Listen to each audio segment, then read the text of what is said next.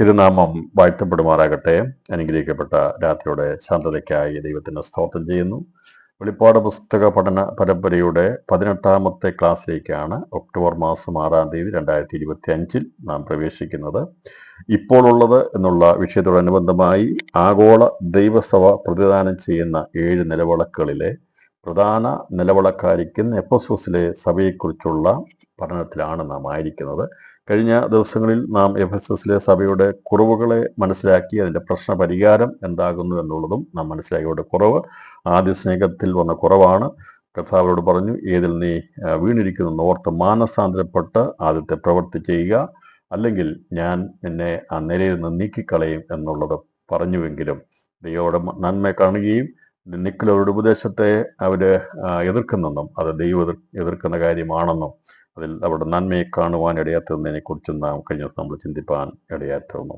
ഇന്ന് തുടർന്ന് നമ്മൾ ചിന്തിക്കുന്നത് എഫെസസ് സഭയുടെ പ്രതിഫലം എന്താകുന്നു എന്നുള്ളതാണ്. അപ്പോൾ ദൈവം പറയുന്ന കാര്യങ്ങൾക്കെല്ലാം പ്രതിഫലമുണ്ട്. ഓരോ നമ്മുടെ ജീവിതത്തിൻ്റെ പ്രതിഫലമുള്ളതാണ്. നമ്മൾ വിചാരിക്കും ഇതിനൊന്നും ഒരു ഫലമില്ലേ എന്ന്. പലരെയും കാണുമ്പോൾ ആഹാരത്തിന് വേണ്ടി ജീവിക്കുന്നു, സമ്പത്തിന് മറ്റു പല വിഷയങ്ങൾക്ക് വേണ്ടി നമ്മൾ ജീവിച്ച് നെട്ടോട്ടം ഓടുമ്പോൾ ജീവിതത്തിന് പ്രതിഫലമുള്ളതാണ്.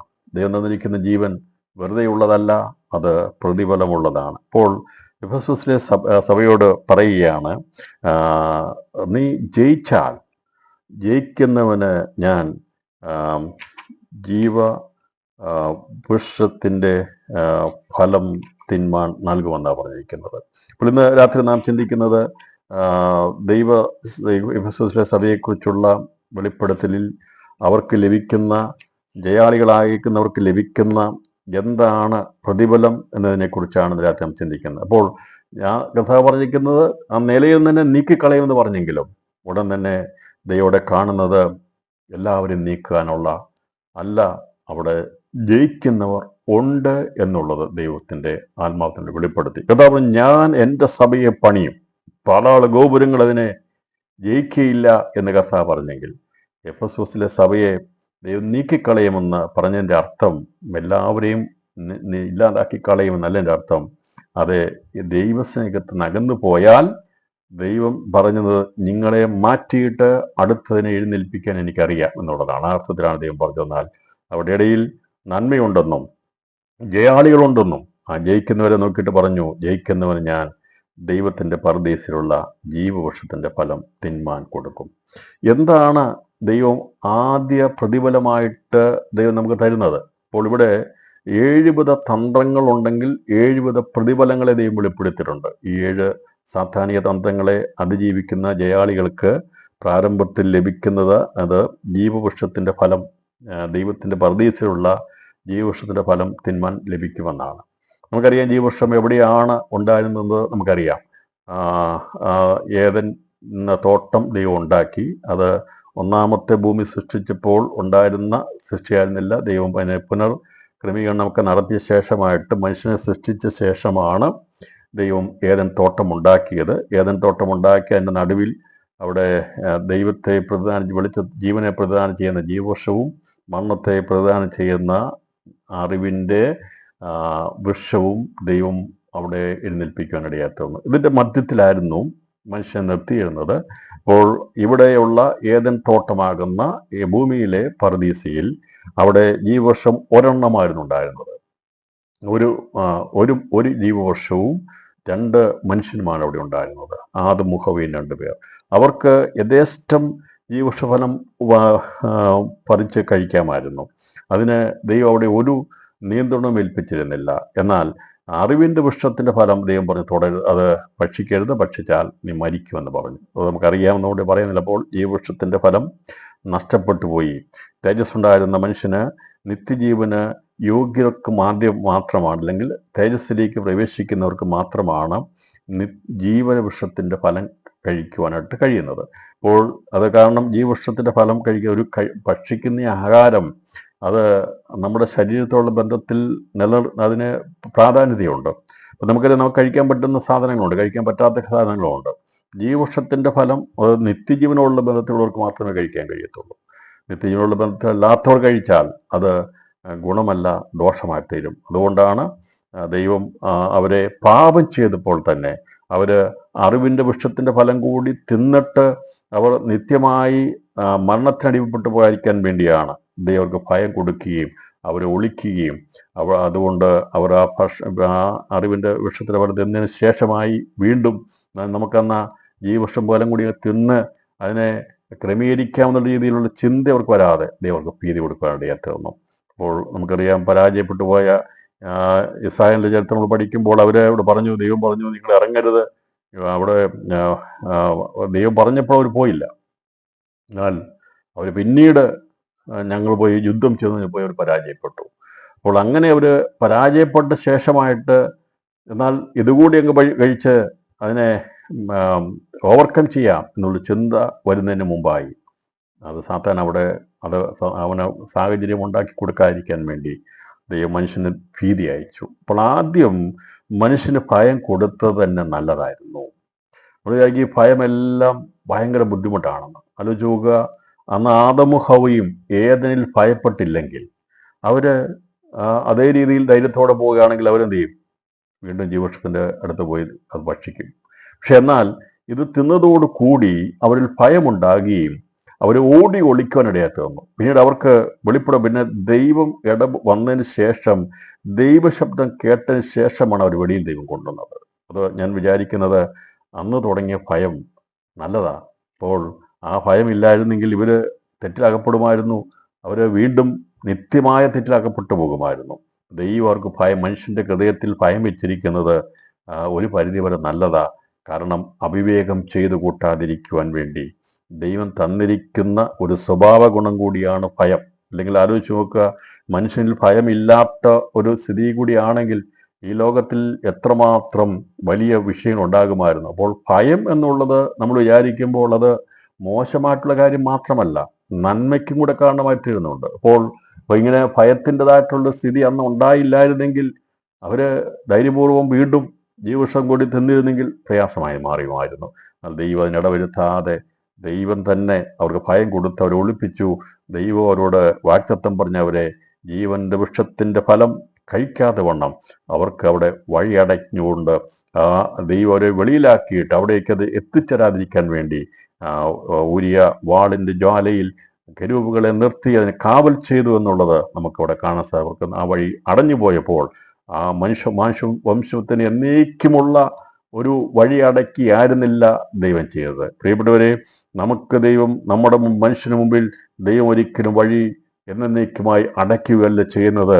അത് നമുക്ക് വേണ്ടി തുറക്കേണ്ട സമയത്ത് ദൈവം തുറന്നു തരും.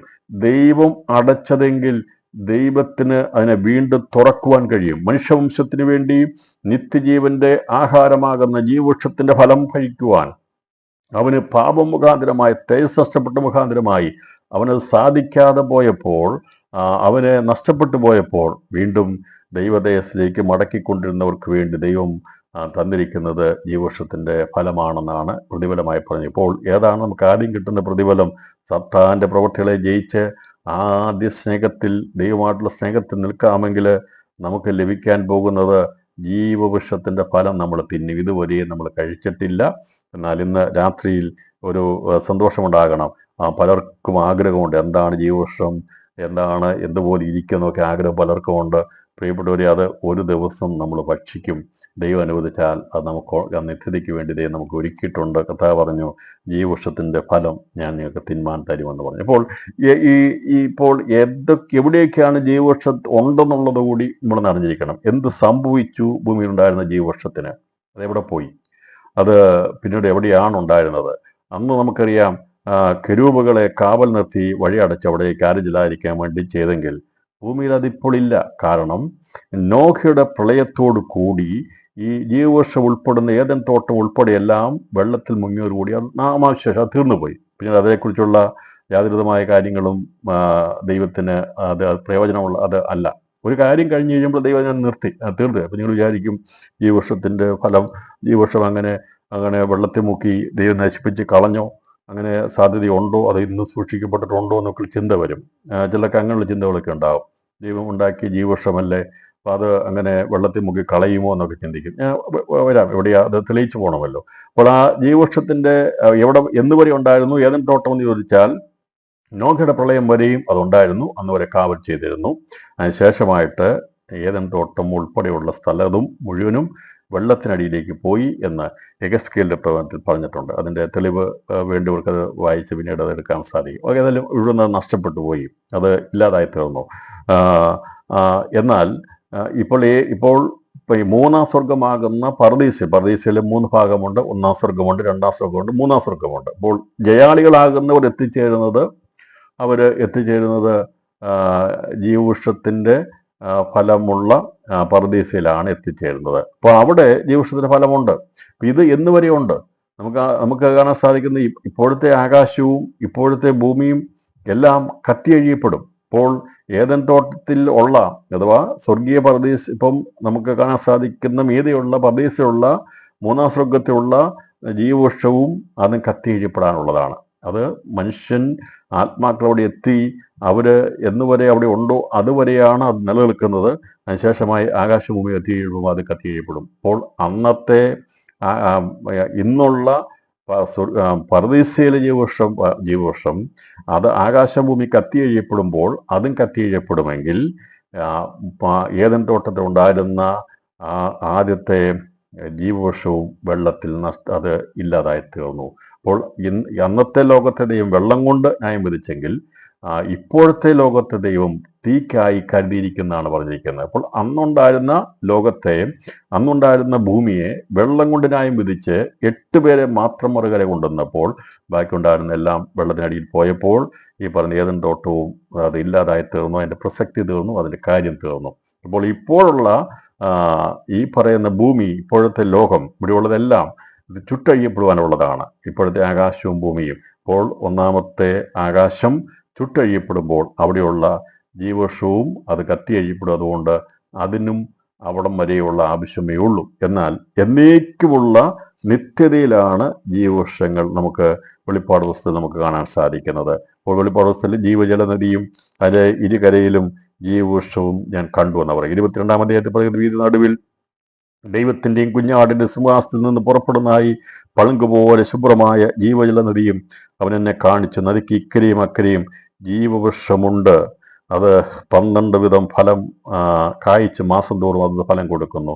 ഇത് ഞാൻ ഇപ്പോൾ ഇവിടെ എടുക്കുന്നില്ല. ഞാൻ പറഞ്ഞത് നിത്യതയിലാണ് എന്നേക്കുമായിട്ടുള്ള ജീവവൃക്ഷം കാണുന്നത്. അപ്പോൾ അതിനു മുമ്പുള്ള ജീവവൃക്ഷങ്ങളൊക്കെ ഇല്ലാതായിത്തീരും. എന്നാൽ ദൈവമക്കളെ, ദൈവമായ കർത്താവ് നമുക്ക് ജയം നൽകി പ്രതിഫലം നൽകുമെന്ന് പറഞ്ഞിരിക്കുന്നത് ഒരിക്കലും തീർന്നു പോകുന്നതല്ല. ദൈവം നൽകുന്ന പ്രതിഫലം നിത്യതയ്ക്കുള്ളതാണ്. അത് പ്രാപിച്ചെടുക്കുവാൻ വേണ്ടി ജയാളികളായി തീരണമെന്നാണ് എഫെസോസിലെ സഭയോട് പറഞ്ഞിരിക്കുന്നത്. അപ്പോൾ ഇത് അവർക്ക് മാത്രമല്ല, നമ്മളോടുള്ള ദൂതാണ്. ജയിക്കുന്നവന് ഞാൻ ദൈവത്തിന്റെ പർദീസയിലുള്ള ജീവവൃക്ഷഫലം നൽകും, തിന്മാൻ നൽകും. അപ്പോൾ അവരവിടെ ജീവവൃക്ഷം ഭുജിക്കാനുള്ളതായ സാവകാശം ഈ മൂന്നാമത്തെ സ്വർഗമാകുന്ന പർദീസിലെ മൂന്നാം സ്വർഗത്തിൽ എത്തിച്ചേർന്ന വിശുദ്ധന്മാർക്കുണ്ട്. അത് അവരവിടെ ഉണ്ടാകുന്ന സമയം വരെ അതിന് ആവശ്യമുള്ളൂ. അതിനുശേഷമായി ആ ജീവവൃക്ഷത്തിന്റെ ഫലമില്ല, അതിന്റെ ആവശ്യമില്ല. എന്നാൽ നിത്യതയിൽ കാണപ്പെടുന്ന പുതിയ ആകാശ പുതിയ ഭൂമിയിൽ ഉണ്ടാകുന്ന ജീവവൃക്ഷം എന്നേക്കുമുള്ളതായിരിക്കും. അതുകൂടി നമുക്ക് നിത്യതയ്ക്ക് വേണ്ടി ഒരുക്കിയിരിക്കുന്നപ്പോൾ ഇവിടെ നമുക്കിപ്പോൾ ജീവവൃക്ഷഫലമായിട്ടൊന്നും തിന്നാനില്ലെങ്കിലും മരണാനന്തരം തേജസ് മഹത്വത്തിലേക്ക് എടുക്കപ്പെട്ട് കഴിയുമ്പോൾ അവിടെ നമുക്കത് ഭക്ഷിപ്പാനുള്ള അവകാശം നൽകുന്നുണ്ട്. അത് നിത്യതയിൽ എന്നേക്കുമുള്ള അനുഭവമായി തീരും എന്നുള്ളതും നമുക്ക് ഈ പ്രതിഫലത്തോടെ നമുക്ക് കാണാൻ സാധിക്കുന്നുണ്ട്. അതിൻ്റെ അവസാന വാക്ക് ഇവിടെ പറഞ്ഞിരിക്കുന്നത് സമാപന വാക്ക് എഫെസോസ് സഭയോട് പറഞ്ഞിരിക്കുന്നതാണ്. അതിൽ പറഞ്ഞിരിക്കുന്നത്, ആത്മാവ് സഭകളോട് പറയുന്നത് എന്തെന്ന് ചെവിയുള്ളവൻ കേൾക്കട്ടെ. 2-ാം അധ്യായം 7-ാം വാക്യത്തിൽ പറയുന്ന ആത്മാവ് സഭകളോട് പറയുന്നത് എന്തെന്ന് ചെവിയുള്ളവൻ കേൾക്കട്ടെ. അപ്പോൾ ദൈവപുത്രനെ അരുളി ചെയ്തിട്ട് അവന്റെ സ്വപുത്രന്റെ ആത്മാവ് തന്നെ, ഇപ്പം സംസാരം അത് ദൈവവചനം ആത്മാവിൽ ആണ്. ആത്മാവ് സഭകളോട് പറയുന്നത്. അപ്പോൾ ഭൂമിയിൽ ദൈവത്തിന്റെ പരിശുദ്ധാത്മാവിനെ ആക്കി വെച്ചിരിക്കുന്നു. അപ്പോൾ പിതാവാം ദൈവത്തിന്റെ പുത്രനായിരിക്കുന്ന ക്രിസ്തു പത്മോസിൽ യോഹന്നാന് വെളിപ്പെടുത്തി കൊടുക്കുന്ന സന്ദേശം മുഴുവൻ പറയേണ്ടത് ആത്മാവാണ് സഭകൾക്ക് തലമുറയായി കൈമാറേണ്ടത്.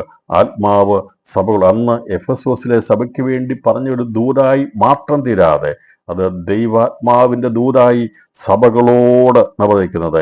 ഏകവചനത്തിൽ തുടങ്ങിയിട്ട് സമാപനം പറഞ്ഞിരിക്കുന്നത് ഏകവചനത്തിലല്ല. ജയിക്കുന്ന ആത്മാവ് സഭകളോട് പറയുന്നത് എന്തെന്ന് ചെവിയുള്ളവൻ കേൾക്കും. അപ്പോൾ ഇവിടെ ആദ്യം തുടങ്ങുന്നത് എഫെസോസിലെ സഭയുടെ ദൂതന് എഴുതുക എന്ന ഏകവചനത്തിലാണ്, സിംഗുലർ ഫോമിലാണ് പറഞ്ഞെങ്കിൽ, സമാപനം പറഞ്ഞിരിക്കുന്നത് ആത്മാവ് സഭകളോട് പറയുന്നത്. അതിന്റെ അർത്ഥം ഈ പറഞ്ഞിരിക്കുന്ന ദൂത് എഫെസോസിലെ സഭയ്ക്ക് മാത്രമല്ല, ആത്മാവാം പരിശുദ്ധാത്മാവാം ദൈവം നയിക്കുന്ന സഭയോടുള്ള ദൂതായി കാലാകാലങ്ങളിൽ ഇതേ സന്ദേശം കൈമാറിക്കൊണ്ടിരിക്കുമെന്നാണ്. അതുകൊണ്ടാണ് പറയുന്നത് ആത്മാവ് സഭകളോട് പറയുന്നത് എന്തെന്ന്. അപ്പോൾ പിതാവാം ദൈവത്തിന്റെ പുത്രനായിരിക്കുന്ന ക്രിസ്തു പറഞ്ഞിരിക്കുന്ന സന്ദേശം അന്ന് കൈമാറിയെങ്കിൽ ആ സന്ദേശം ഇന്നും 2000 വർഷം കഴിഞ്ഞ ഈ 2025 ഈ ഒക്ടോബർ മാസം ഇന്ന് 6-ാം തീയതിയും ദൈവത്തിന്റെ ആത്മാവ് സഭകളോട് പറയുകയാണ്, ജയിക്കുന്നവന് ഞാൻ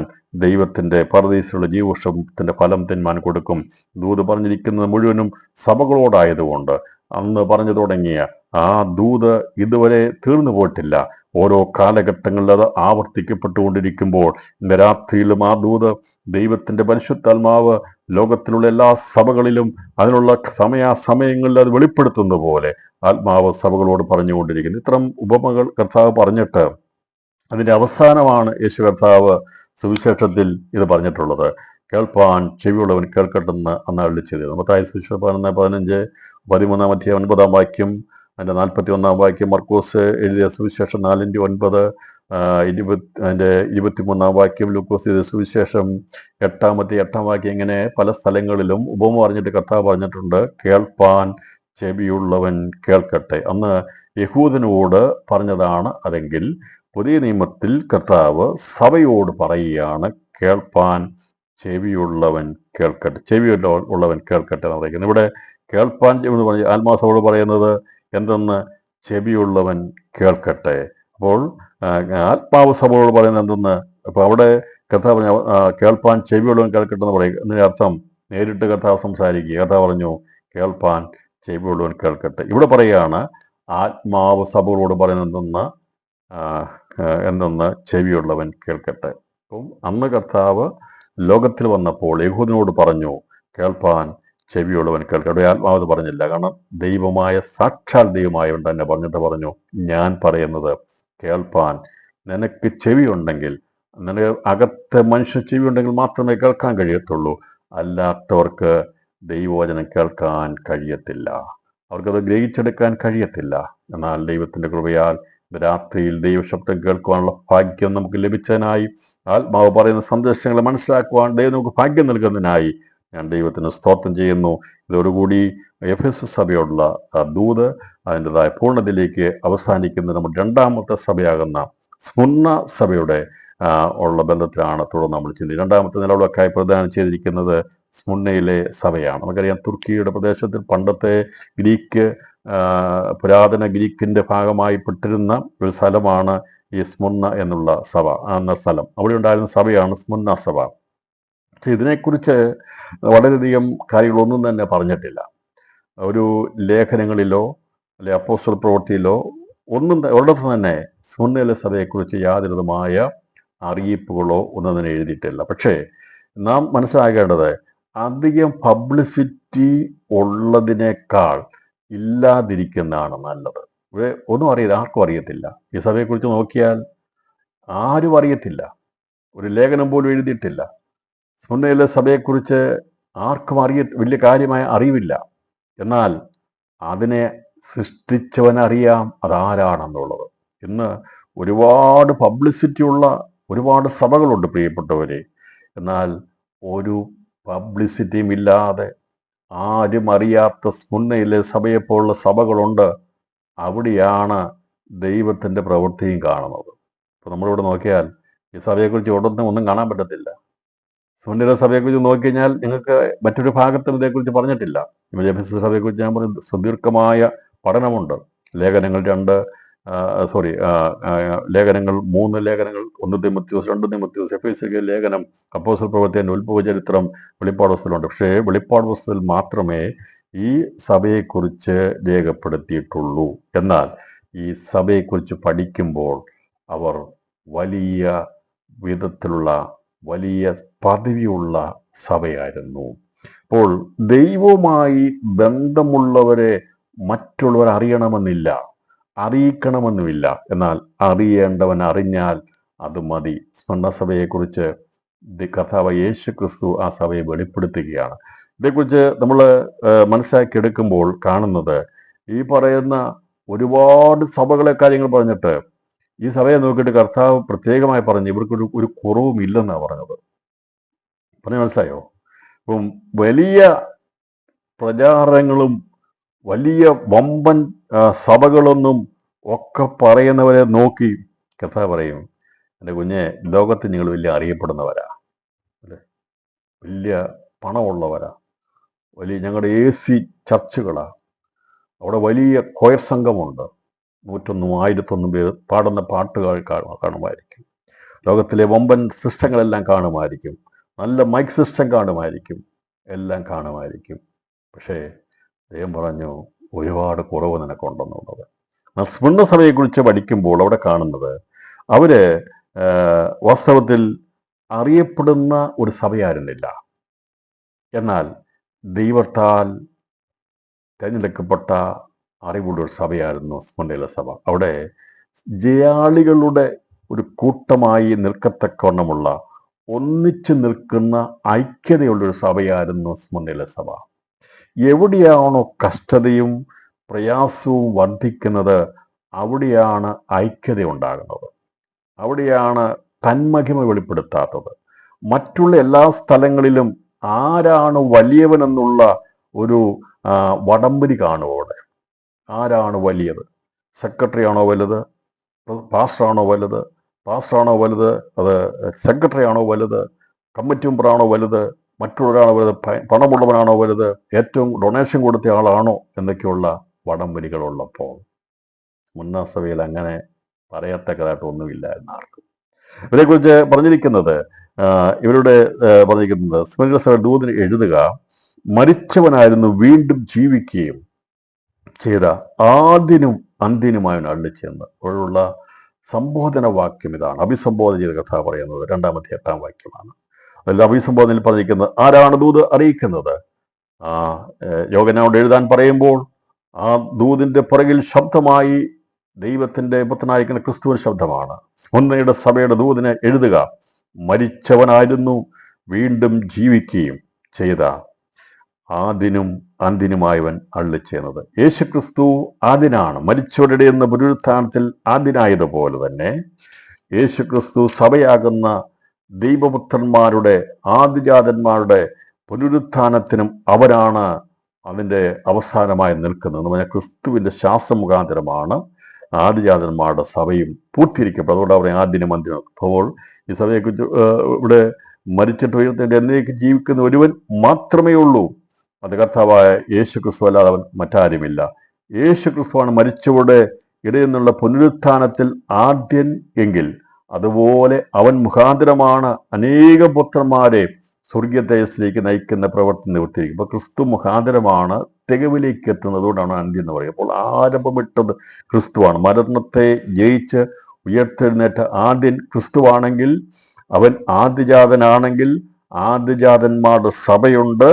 ആദിജാതന്മാരുടെ സഭയെ കുറിച്ച് പറഞ്ഞിരിക്കുന്ന അതിൻ്റെ അവസാനത്തിലേക്ക്, ആ തികവിലേക്ക് എത്തുന്നതിൻ്റെ പിമ്പിൽ അന്ത്യനായി അവസാനിപ്പിക്കുവാൻ വേണ്ടി പ്രവർത്തിക്കുന്നതും ജീവൻ തന്ന ക്രിസ്തു. അതുകൊണ്ടാണ് യേശു ക്രിസ്തു ആദ്യനും അന്ത്യനുമെന്ന് സഭയോടുള്ള ബന്ധത്തിൽ പറഞ്ഞിരിക്കുന്നത്. ആ ഒരു ബന്ധത്തിലാണ് അന്ത്യൻ അഥവാ പൂർത്തീകരിക്കുന്നതിനാകുന്നു എന്ന് സഭയോട് ബന്ധം. ഇപ്പൊ കർത്താവ് പറഞ്ഞിരിക്കുന്നത് തേജസ്സിന്റെ പുത്രന്മാരെ, ആദിജാതന്മാരുടെ സഭയെ ഈ മണ്ണിൽ നിന്ന് ഉരുവാക്കി എടുക്കുമെന്ന് ദൈവത്തിന്റെ പദ്ധതിയാണ്. അനാദികാലത്തിന് മുമ്പ്, മനുഷ്യ സൃഷ്ടിക്ക് മുമ്പ്, ലോകസ്ഥാപനത്തിന് മുമ്പ് ദൈവം നിർണയിച്ചതാണ് അവനോട് കൂടിയിരിക്കുന്ന ആദിജാതന്മാരുടെ സഭ എന്നുള്ളത്. അതിന് ആരംഭമിടുവാൻ വേണ്ടി ക്രിസ്തു മരിച്ചവരുടെ പുനരുത്ഥാനമായി അവനാണ് അടിസ്ഥാനക്കല്ലായി തീർന്നതെങ്കിൽ ആ മന്ദിരമാകുന്ന ക്രിസ്തുവിന്റെ ശരീരം പണിയപ്പെടും.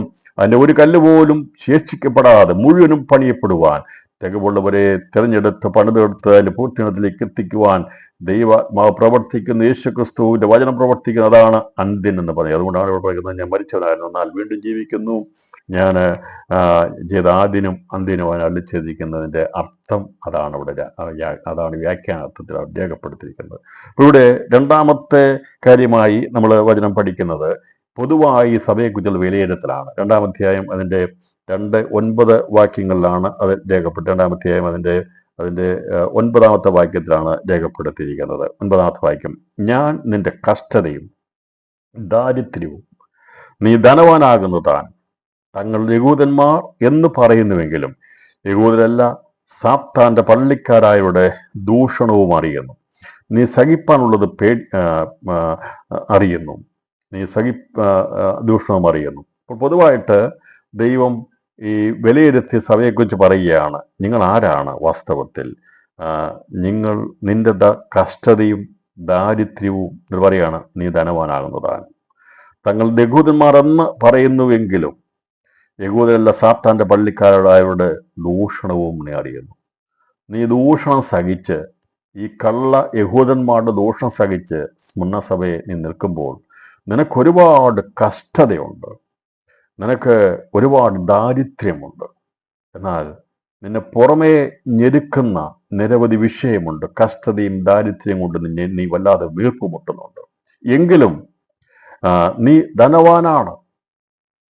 അപ്പോൾ എന്നിട്ട് പറയാണ്, എന്നാൽ മറുഭാഗത്ത് തങ്ങൾ യഹൂദരെന്ന് പറയുന്നുവെങ്കിലും യഹൂദരല്ല, സാത്താന്റെ പള്ളിക്കാരുടെ ദൂഷണവും അറിയുന്നു. ഈ സാത്താന്റെ പള്ളിക്കാരുടെ ദൂഷണം എന്ന് പറഞ്ഞാൽ, യഹൂദൻ എന്ന് പറഞ്ഞാൽ യഥാർത്ഥത്തിൽ എൻ്റെ അർത്ഥം ഇവിടെ ഞാനിത് പറയുന്നത് മുമ്പിലത്തെ വചനം വ്യാഖ്യാനിക്കുന്നതായിട്ട് എന്ന് പറഞ്ഞു പോകുന്നത് നല്ലതാണ്. യഹൂദൻ എന്ന് പറഞ്ഞാൽ ദൈവത്തെ സ്തുതിക്കുന്ന, ആരാധിക്കുന്നതിൻ്റെ അർത്ഥം. ദൈവത്തെ സ്തുതിക്കുന്ന, പ്രൈസ് എന്നാണ് അർത്ഥം. ദൈവത്തെ ആരാധിക്കുന്നതാണ് യഹൂദൻ. അപ്പോൾ കള്ള യഹൂദൻ എന്ന് പറഞ്ഞാൽ അവൻ ദൈവത്തെ സ്തുതിക്കുന്നവനല്ല. ഇവിടെ യഥാർത്ഥത്തിൽ ദൈവത്തെ സ്തുതിക്കുന്നത് സ്മുർന്നയിലെ സഭയിലെ ആൾക്കാരാണ്. പക്ഷെ അവർക്ക് കഷ്ടതയും ദാരിദ്ര്യമാണ്. ഇത് കണ്ടു കഴിയുമ്പോൾ മറ്റൊരു ദൂഷണം പറയുക, നിങ്ങൾ വലിയ ആരാധനക്കാരല്ലേ, യേശുവിനെ ആരാധിക്കുന്നവരല്ലേ, മരിച്ചു അടക്കപ്പെട്ടു ഉയർത്തേണ്ട യേശുവിന്റെ സുവിശേഷത്തെ വിശ്വസിക്കുകയും ആരാധിക്കുന്നവരല്ലേ, നിനക്കൊന്നും കഷ്ടതയും ദാരിദ്ര്യമാടാ, നിനക്കൊന്നും പ്രശ്നമാടാ. പക്ഷേ ഞങ്ങളെ നോക്ക്, ഞങ്ങൾക്ക് യാതൊരു കുഴപ്പമില്ല, ഞങ്ങൾ സമ്പന്നരാണ്, ഞങ്ങൾക്കൊരു കുഴപ്പം. ഇതാണ് ദൂഷണം പറയുന്നത്. ദൂഷണം എന്ന് പറഞ്ഞാൽ ഇവരെ വല്ലാതെ വിഷമിപ്പിക്കുക, ഇല്ലാത്ത കാര്യങ്ങൾ പറഞ്ഞു ഇവരെ വിഷമിപ്പിക്കുക. അങ്ങനെയല്ലേ വിശ്വാസി വന്നു കഴിഞ്ഞാൽ പ്രതിസന്ധികളും പ്രശ്നങ്ങളും ഉണ്ടാകുമ്പോൾ മറ്റുള്ളവർ ദൂഷണം പറയും. നീ വിശ്വാസി വന്നതുകൊണ്ടാ നിനക്കിതെല്ലാം ഉണ്ടായതെന്ന് പറഞ്ഞുകൊണ്ട് ദുഷിക്കാൻ തുടങ്ങും. അതെ, ദുഷിക്കും. ആ ദുഷിപ്പാണ് ഇവിടെ ഇവർ അനുഭവിച്ചത്. കാരണം ഇവർക്കെന്നും കഷ്ടതയും ദാരിദ്ര്യവുമാണ്. എന്നാൽ ഇത് കണ്ടുകൊണ്ട് അങ്ങനെ ദുഷിക്കും തോറും ഇവർ മുഷിഞ്ഞു പോയില്ല, ഇവർ അനുഗ്രഹം പ്രാപിക്കുക ചെയ്തത്. പലരും ജീവിതത്തിൽ ആരെങ്കിലും ദൂഷണം പറഞ്ഞ് ദുഷിച്ചു കഴിഞ്ഞാൽ, ഇറങ്ങിത്തിരിച്ച് വിശ്വാസത്തെ ചോദ്യം ചെയ്ത് ദുഷിച്ചു കഴിഞ്ഞാൽ പലരുടെയും വിശ്വാസം ക്ഷയിച്ചു പോകും, അല്ലെങ്കിൽ വളരെ ആടിപ്പോകും, പതറിപ്പോകുമ്പോൾ ഇവിടെ ഇവർ മുഷിഞ്ഞു പോയില്ല, യേശുവിന് വേണ്ടി നിൽക്കുവാൻ ഇടയെത്തീർന്നു. അതുകൊണ്ടാണ് കർത്താവ് പറഞ്ഞത്, നീ സമ്പന്നനാണ്. നീ ഈ ദൂഷണമെല്ലാം കേട്ടിട്ടും നീ ഇങ്ങനെ പിടിച്ചു നിൽക്കുന്നത് മറ്റൊന്നുമല്ല. ഇത്രയും ദൂഷണങ്ങൾ, അപവാദങ്ങൾ പറയുമ്പോൾ, നിന്നെ വല്ലാതെ തേജോവധം ചെയ്യുമ്പോൾ, നിന്റെ കഷ്ടതയെക്കുറിച്ച്, നിന്റെ ദാരിദ്ര്യത്തെക്കുറിച്ച് കളിയാക്കുമ്പോൾ ഞാൻ വിചാരിക്കുന്നത്, അവിടെ പറയും നിന്റെ കുഞ്ഞുങ്ങൾക്ക് പോലും കഴിക്കാൻ ആഹാരം കൊടുക്കാനില്ലല്ലോ എന്നൊക്കെ പറഞ്ഞ് ദൂഷണം പറയുമ്പോഴും ഇവർ മുഷിഞ്ഞു പോയില്ല. ഇവര് വചനത്തിൽ സമ്പന്നരായിരുന്നു. ഇവർ യേശു എന്ന നാമത്തിന് വേണ്ടി പിടിച്ചു എന്നുകൊണ്ട് കഥ പറഞ്ഞു, നീ സമ്പന്നനാകുന്നു താനും എന്ന് പറഞ്ഞു. അതാണ് ഇവിടെ പറയും. ഇവര് 3 വിഷയത്തോടുള്ള ബന്ധത്തിൽ ഈ സ്മിർന്നയിലെ സഭ സമ്പന്നരായിരുന്നു. അതിന്റെ ആത്മീയ പശ്ചാത്തലം കണ്ടുകൊണ്ടാണ് കഥ പറഞ്ഞത്. നീ പുറമേയുള്ള ഭൗതിക വിഷയത്തോടുള്ള ബന്ധത്തിൽ നീ ദരിദ്രനാണ്, നിനക്ക് മറ്റുള്ളവർ കളിയാക്കത്തക്കവണ്ണമുള്ളതുണ്ട്, നിനക്ക് എന്ത് ലഭിച്ചു എന്ന് ചോദിക്കുന്നവരുണ്ട്, ദൂഷണം പറയുന്ന പലവിധ കാര്യങ്ങളുണ്ട്, നിനക്ക് കഷ്ടതയുണ്ട്. വിശ്വാസം നിന്നിട്ട് കഷ്ടതയും ദാരിദ്ര്യവും പ്രശ്നങ്ങളുമാണ് നിനക്കുള്ളത്. എങ്കിലും ദൈവാത്മാവ് പറയുക, നീ 3 കാര്യത്തിൽ സമ്പന്നനാണ് സ്മരണസഭയെ. അത് നമ്മൾ വ്യാഖ്യാനിച്ചെടുക്കാൻ വേണ്ടി ഞാൻ ഒരു ഭാഗം വായിക്കാം. ഏതിലായിരുന്നു അവർ സമ്പന്നരായിരുന്നുള്ളതിന്? രണ്ട് വേദപുസ്തക വചനങ്ങൾ വായിക്കുന്നു. ഒന്ന് 2 കൊരിന്ത്യർ എഴുതിയ ലേഖനം 8-ാം അധ്യായം 1 മുതൽ 2 വരെയുള്ള വാക്യം രേഖപ്പെടുത്തിയിട്ടുണ്ട്. സഹോദരന്മാരെ, മക്കെദോന്യ സഭകൾക്ക് ലഭിച്ച ദൈവകൃപ ഞങ്ങൾ നിങ്ങളോട് അറിയിക്കുന്നു. കഷ്ടത എന്ന കഠിന ശോധനയിൽ ആയിരുന്നിട്ടും അവരുടെ സന്തോഷ സമൃദ്ധിയും മഹാദാരിദ്ര്യവും ധാരാളം ഔദാര്യം കാണിപ്പാൻ കാരണമായി തീർന്നു. മക്കെദോന്യ സഭകളെ കുറിച്ച് നമ്മൾ പഠിക്കുമ്പോൾ ഫിലിപ്പിയ സഭ ഉൾപ്പെടെയുള്ള മക്കെദോന്യയിലെ സഭ കൊരിന്ത്യ സഭ എന്ന് താഴെ കിടങ്ങുന്ന സഭകളാണ്. അപ്പോൾ ഇപ്പം കൊരിന്ത്യക്ക് പൗലോസ് ലേഖനം എഴുതിയാണ്, മക്കെദോന്യ സഭകൾക്ക് ലഭിച്ച ദൈവകൃപ ഞങ്ങൾ നിങ്ങളോട് അറിയിക്കുന്നു. കഷ്ടത എന്ന കഠിന ശോധനയിലായിരുന്നിട്ടും അവർ സന്തോഷ സമൃദ്ധിയുള്ളവരായിരുന്നു. ഇന്ന് കഷ്ടതയിൽ സന്തോഷിക്കാൻ കഴിയുന്നത്, അതുകൊണ്ടാണ് കഷ്ടതയിൽ പാട്ട് പാടുന്നവർ. എൻ്റെ പ്രിയപ്പെട്ടവരെ, ഇന്ന് രാത്രിയിൽ ഈ സഭയെക്കുറിച്ച് പഠിക്കുമ്പോൾ കഷ്ടതയിൽ സന്തോഷിക്കണം. കഷ്ടതയിൽ അവരെന്തായി തീർന്നു? അവർ കഷ്ടത എന്ന കഠിന ശോധനയിൽ അവർ സന്തോഷത്തിൽ സമൃദ്ധിയുള്ളവരായിരുന്നു, അഥവാ സമ്പന്നരായി തീർന്നു. നമ്മുടെ മക്കെദോന്യ സഭയാണ് ഫിലിപ്പിയ സഭ. ഫിലിപ്പിയ കാരാഗ്രഹത്തിൽ അടിച്ചു തീർക്കപ്പെട്ട പൗലോസും ശീലാസും കടന്ന് കഷ്ടതയിൽ അവര് സമ്പന്നരായി പാട്ടുപാടി. ഞാൻ പണ്ട് പറഞ്ഞിട്ടുണ്ട്, ആ എഴുതിയ പാട്ട് കുറിച്ചിട്ടിട്ടില്ല. കാരണം ഞാൻ വിശ്വസിക്കുന്നത് അത് അന്യഭാഷയിൽ ദൈവത്തെ പാടി മഹത്വപ്പെടുത്തിയ പാട്ടാണ്. നമുക്കറിയാം, പാട്ടുകൾ പുതിയ നിയമത്തിൽ പുതിയ പാട്ടുകളൊന്നും എഴുതിയിട്ടില്ല.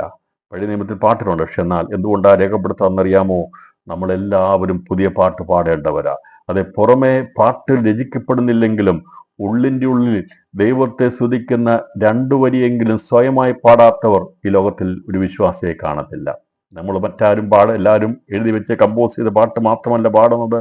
ഇടയ്ക്ക് ഹൃദയത്തിൽ നിന്ന് ഒരു പാട്ട് സ്വയമായി ഉളവാക്കി ഒരു ലൈനെങ്കിലും പാടാത്ത ആരെങ്കിലും ഉണ്ടോ? കാരണം നാം കഷ്ടതയിൽ പാട്ട് പാടുന്നവർ എന്ന് പറഞ്ഞാൽ കഷ്ടതയിലും സന്തോഷം അനുഭവിക്കുന്നവരാണ്. ആ കഷ്ടതയിലും സന്തോഷം അനുഭവിക്കുമ്പോൾ അറിയാതെ പറയുന്ന സ്തോത്രവും ആരാധനയുടെ പാട്ടാണ്. അതുകൊണ്ടാണ് ഇവിടെ പറഞ്ഞിരിക്കുന്നത്, അവർ കഷ്ടത എന്ന കഠിനശോധനയിൽ സന്തോഷത്തിൽ സമൃദ്ധിയുള്ളവരായിരുന്നു. അപ്പോൾ മക്കെദോന്യ സഭകൾ അന്ന് ദാരിദ്ര്യത്തിലും വളരെ കഷ്ടത്തിലൂടെയും കടന്നുപോയപ്പോൾ അവര് സന്തോഷത്തിൽ സമൃദ്ധിയുള്ളവരായിരുന്നു. ഇവിടെ നേരെ തിരിച്ചാൽ നമുക്കെല്ലാം ലഭിച്ചാൽ ഭയങ്കര സന്തോഷ. അയ്യോ, എൻ്റെ കാര്യമെല്ലാം നടന്നു അല്ലേ, ഭയങ്കര സന്തോഷം.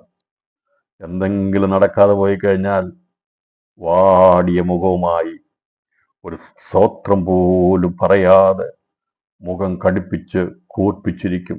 ഞാൻ ഇറങ്ങിയത് ഇതിനു വേണ്ടിയാണോ? ഞാൻ പ്രാർത്ഥിച്ചിട്ട് ഇതാണോ? ഞാൻ ഉപവസിച്ചിട്ട് ഇതാണോ എന്ന് പറഞ്ഞുകൊണ്ട് മുഖം വീർപ്പിച്ചിരിക്കുന്നത് ദൈവം കാണുന്നുണ്ട്. എന്നാൽ ഈ മക്കെദോന്യ സഭകൾ, പ്രത്യേകിച്ച് അതിനടുത്ത സ്മിർന സഭ, ഈ കഷ്ടതയിൽ മുഖം വീർപ്പിച്ചിരിക്കുകയായിരുന്നില്ല ചെയ്തത്. അവർ വായ തുറന്ന് ദൈവത്തിന് സ്തോത്രം ചെയ്തു. ഇല്ലായ്മയിലും ദൈവത്തിന് സ്തോത്രം ചെയ്യണം. നാം ആഗ്രഹിച്ചൊന്നും നടക്കാതെ പോകുമ്പോഴും കിട്ടാതെ വരുമ്പോഴും കൈ ഉയർത്തി ദൈവത്തിന് സ്തോത്രം ചെയ്യണം. വിജയാളി, അതാണ് ദൈവം പറഞ്ഞിരിക്കുന്നത്, നീ സമ്പന്നനാന്ന് പറഞ്ഞിരിക്കുന്നത്. എല്ലാം ലഭിച്ചിട്ട് പറയുന്ന സ്തോത്രമുണ്ട്. എന്നാൽ പ്രതീക്ഷിച്ചത് കിട്ടാതിരിക്കുമ്പോഴും കരമുയർത്തി സ്തോത്രം ചെയ്യാൻ, വായി തുറന്ന് സ്തോത്രം ചെയ്യാൻ കഴിയുമോ? നിന്റെ വായു വിസ്താരത്തെ തുറക്കുക, ഞാൻ അതിനെ നിറയ്ക്കാമെന്നാണ് പറഞ്ഞത്. കഷ്ടത കണ്ടുകൊണ്ട്, വിഷയത്തിന് മറുപടി ഇല്ല എന്ന് കണ്ടുകൊണ്ട് പലപ്പോഴും നാം വിഷമിക്കുന്നത് കണ്ട് ചിരിക്കുന്ന സാത്താനുണ്ട്. അവനറിയാം ഇവനും ഇവളും എന്നും ഇങ്ങനെ നിരാശയുമായിട്ടിരുന്നുകൊള്ളു. ഞാൻ ഇട്ടുകൊടുക്കുന്ന വിഷയത്തിൽ പിടിച്ച് കടിച്ചു തൂങ്ങി സന്തോഷമില്ലാത്തതായിട്ടിരിക്കും. എന്നാൽ ഇന്ന് രാത്രി ജയത്തിന്റെ ദൂത് ഞാൻ പറയുക.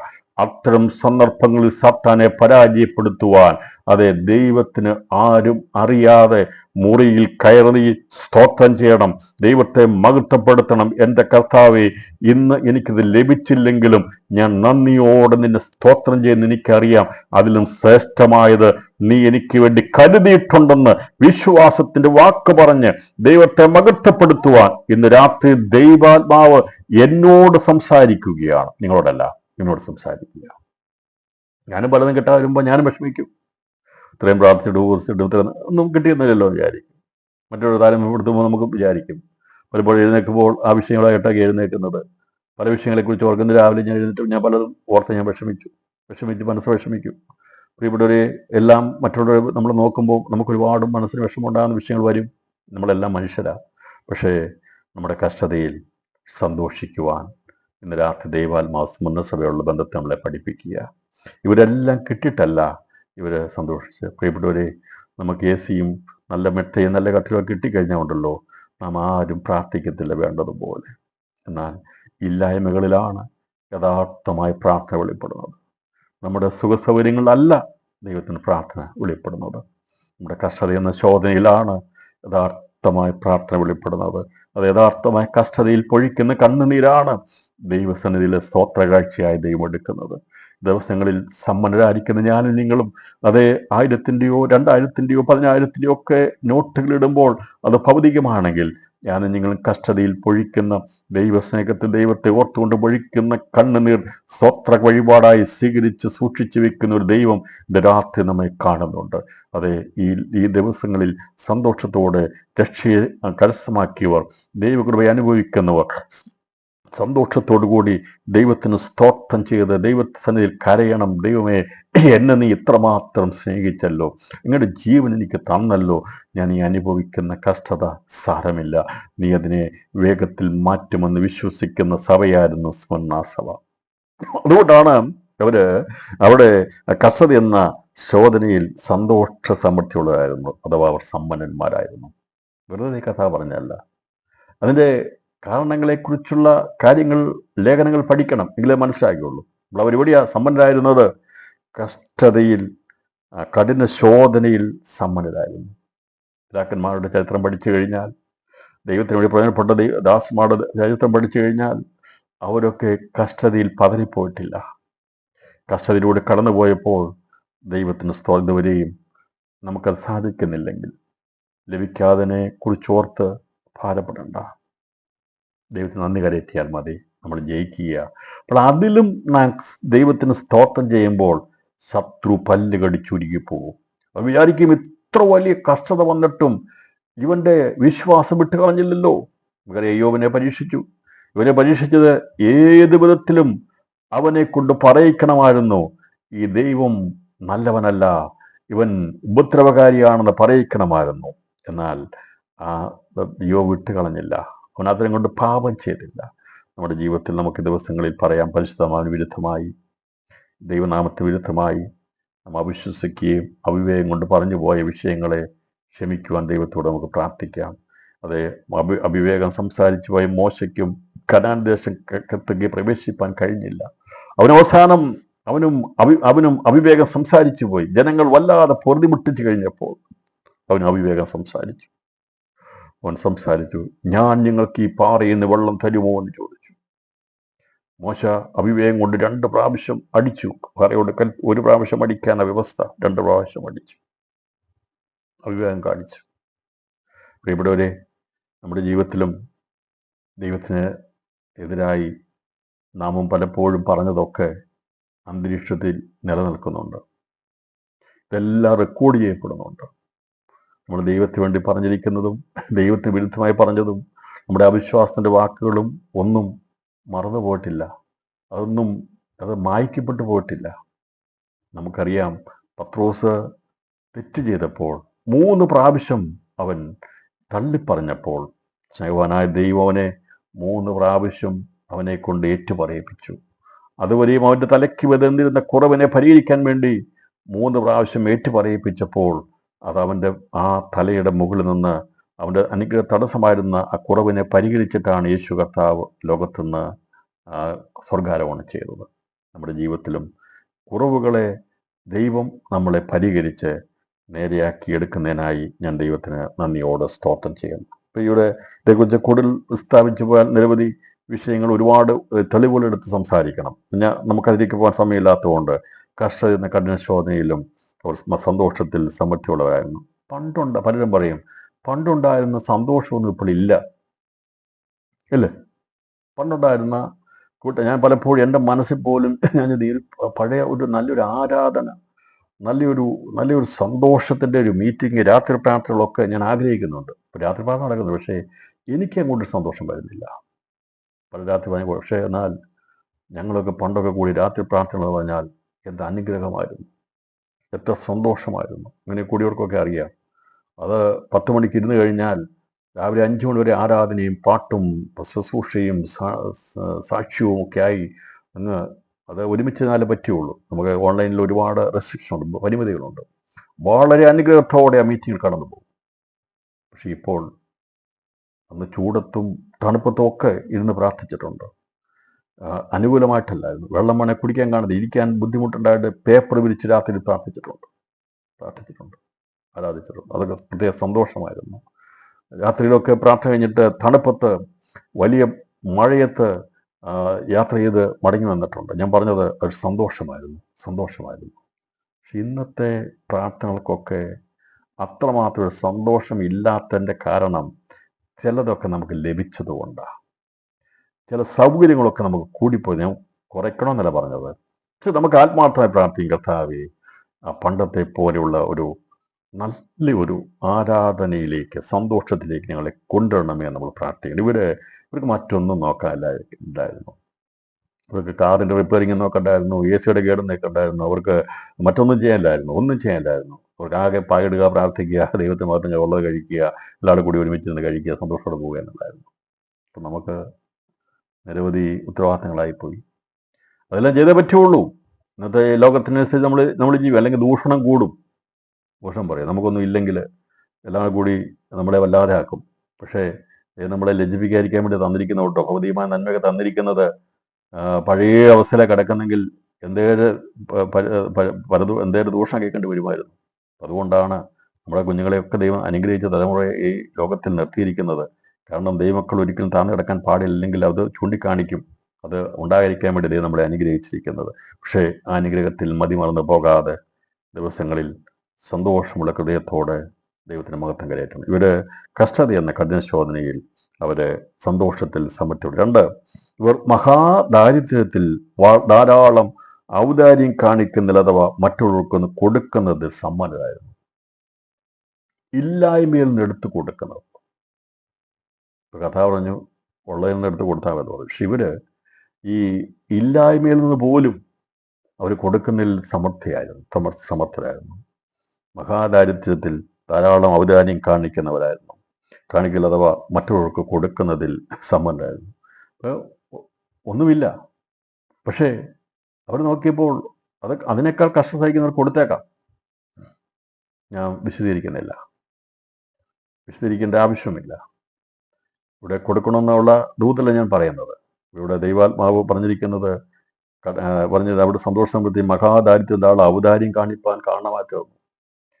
ഇവര് ഇല്ലായ്മയിൽ ഉള്ളത് കൊടുത്ത് മറ്റുള്ളവരെ സഹായിക്കുമായിരുന്നു. അതിൻ്റെ അർത്ഥം അവിടെ കഷ്ടം സഹിക്കുമ്പോൾ ആർക്കെങ്കിലും ചോറ് അരി വെക്കാൻ അന്ന് ഉച്ചയ്ക്ക് ആഹാരമില്ലെങ്കിൽ അവർ ഉണ്ടാക്കി വെച്ചിരുന്ന സാധനം ഒരുപക്ഷെ അവരുടെ കുഞ്ഞുങ്ങൾക്ക് കൊടുക്കാതെ വേണമെങ്കിൽ മറ്റുള്ളവർക്ക് വേണ്ടി കൊടുക്കുമായിരുന്നു. കരുതലുണ്ടായിരിക്കണം. സഹോദരിമാരെക്കുറിച്ച് കരുതലുണ്ടായിരിക്കണം. അതുകൊണ്ടാണ് ദൈവം പറയുന്നത്, കൂടെ കൂട്ടുകാരൻ്റെ വീട്ടിൽ പോകരുത്. പിന്നെ ബുദ്ധിമുട്ടുള്ളപ്പോൾ സഹോദരൻ്റെ വീട്ടിലും പോകരുതെന്ന് പറയുന്നത്. ബുദ്ധിമുട്ടോടുകൂടി സഹോദരൻ്റെ വീട്ടിൽ പോയാൽ നീ ലജ്ജിച്ചു പോരും. കാരണം നിന്റെ യഥാർത്ഥ സഹോദരനാണെങ്കിൽ നീ ചോദിക്കാൻ ചെല്ലണ്ട, നിന്റെ അവസ്ഥ അറിഞ്ഞ് നിന്നെ സഹായിക്കും. അതാണ് യഥാർത്ഥമായ സ്നേഹം. ഈ ഒരു സഹോദരൻ്റെയും അവസ്ഥ അറിയാത്ത ഒരു വ്യക്തിയുടെ അടുത്ത് ബന്ധം പുലർത്തി ചെന്നാലും ഒരു മൈൻഡ് ചെയ്യത്തില്ല, വിഷമിച്ചു. അതുകൊണ്ടാണ് പറഞ്ഞിരിക്കുന്നത്, സദസ്യവാക്യത്തിൽ പറഞ്ഞിരിക്കുന്നത്, ഈ പ്രയാസമുള്ള സമയത്ത്, ബുദ്ധിമുട്ടുള്ള സമയത്ത് സഹോദരൻ വീട്ടിൽ പോകലെന്ന് പറഞ്ഞിരിക്കുന്നത്. ഞാൻ പറഞ്ഞത് അർത്ഥം മനസ്സിലായല്ലോ. ഒരു വ്യക്തിക്ക് ഒരു കുടുംബം, ഒരു സഹോദരിക്ക് വിഷയമുണ്ടായാൽ, പ്രയാസമുണ്ടായാൽ, ബുദ്ധിമുട്ടുണ്ടായാൽ അവൻ അന്വേഷിച്ച് വരുന്നതിന് മുമ്പായി നമ്മൾ അങ്ങോട്ട് അന്വേഷിച്ചെല്ലണം. അതാണ് ക്രിസ്തുവിൻ്റെ സ്നേഹമെന്നുള്ളത്.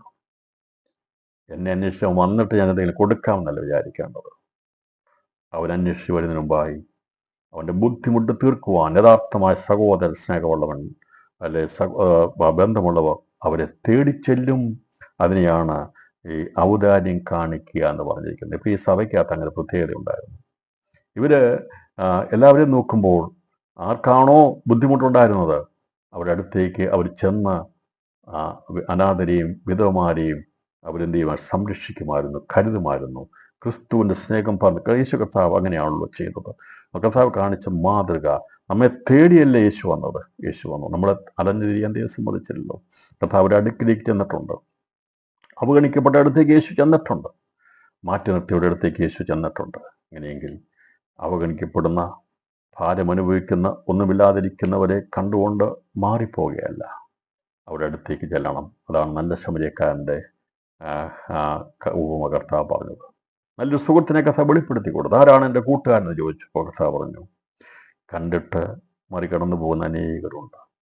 എന്നാൽ ഒരുവൻ്റെ ആവശ്യകതയിൽ, അവൻ്റെ പ്രതിസന്ധിയിൽ അവനോടുകൂടെ പ്രാർത്ഥിപ്പാനിരിക്കാൻ കഴിയുമെങ്കിൽ, അവന് വേണ്ടി നിന്റെ സ്നേഹത്തെ ഉറപ്പിച്ചു കൊടുക്കാൻ കഴിയുമെങ്കിൽ, അവനെ ഒറ്റപ്പെടുത്താതിരിക്കാമെങ്കിൽ, അതാണ് യഥാർത്ഥമായ സ്നേഹബന്ധം. അതിലിവർ സമ്പന്നന്മാരായിരുന്നു. അവർ പണം കൊടുക്കുന്നതിൽ മാത്രമല്ല കേട്ടോ. ആരും വിചാരിക്കരുത് ഇവിടെ കൊടുത്തല്ലോ എന്ന് പറയുമ്പോൾ അഥവാ മറ്റൊരു കൊടുക്കുന്നതിൽ സമ്പന്നരായിരുന്നു അതിൻ്റെ അർത്ഥം കൂട്ടായ്മ കാണിക്കുന്നതിൽ അവർ സമ്പന്നരായിരുന്നു. ഇന്ന് കൂട്ടായ്മ കുറഞ്ഞുപോയി. കൂട്ടായ്മയുടെ ആവശ്യമില്ല എന്നതുകൊണ്ട് കുറഞ്ഞുപോയി. അന്ന് കൂട്ടായ്മയില്ലാതെ ജീവിക്കാൻ പറ്റത്തില്ലായിരുന്നു. പരസ്പരം കൂട്ടായ്മ വേണമായിരുന്നു. ഇന്ന് ആരുമില്ലെങ്കിൽ എനിക്ക് കുഴപ്പമില്ല എന്നുള്ള ചിന്തയിലേക്ക് വന്നുകൊണ്ടല്ലേ കൂട്ടായ്മ കുറഞ്ഞു പോയത്? അതെ, അത് തന്നെ കാരണം. അതുകൊണ്ടാണ് ഇന്നിപ്പോൾ ആവശ്യമില്ലാത്ത വന്നിരിക്കുന്നത്. എന്നാൽ ദൈവസഭയുടെ ദൂതറിയിക്കുമ്പോൾ സ്മരണസഭയെക്കുറിച്ച് പറയുകയാണ്, മഹാദാരിദ്ര്യത്തിൽ ധാരാളം ഔദാര്യം കാണിക്കുന്നതിൽ, മറ്റുള്ളവർ കൊടുക്കുന്നതിൽ അവർ സമ്പന്നരായിരുന്നു. ആ സമ്പന്നതയെക്കുറിച്ച് നമുക്കറിയാം. ദരിദ്രയായ വിധവ കൊണ്ടുവന്ന് അവരുടെ ഉപജീവനമാണ് എല്ലാം കൂടെ കൊണ്ടുവന്ന് ചെയ്തു ഭണ്ഡാരത്തിലിട്ടു. കഥ പറഞ്ഞ് ഇവളാണ് ഏറ്റവും അധികം കൊടുത്ത സമ്പന്ന എന്ന് പറഞ്ഞു. ബാക്കിയുള്ളവരൊക്കെ അവിടെ സമൃദ്ധി എന്ന് കൊടുത്തപ്പോൾ ഇല്ലായ്മ എന്ന് കൊടുത്ത ചില രൂപ തുട്ടുകൾ ഒരുപക്ഷെ വലുത് കൊടുക്കുന്നതിന്റെ മുമ്പിൽ അത് ചെറുതായിരിക്കാം.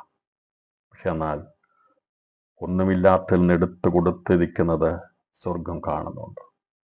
അതുകൊണ്ട് അവിടെ പറയുന്നത് ഈ മഹാദാരിദ്ര്യത്തിൽ ധാരാളം ഔദാര്യം കാണിക്കുന്നതിൽ അഥവാ മറ്റുള്ളവർ കൊടുക്കുന്നതിൽ സമ്പന്നരായിരുന്നു. രാത്രിയിൽ ദൈവാത്മാ നമ്മളോട് കൃത്യമായി സംസാരിക്കുക.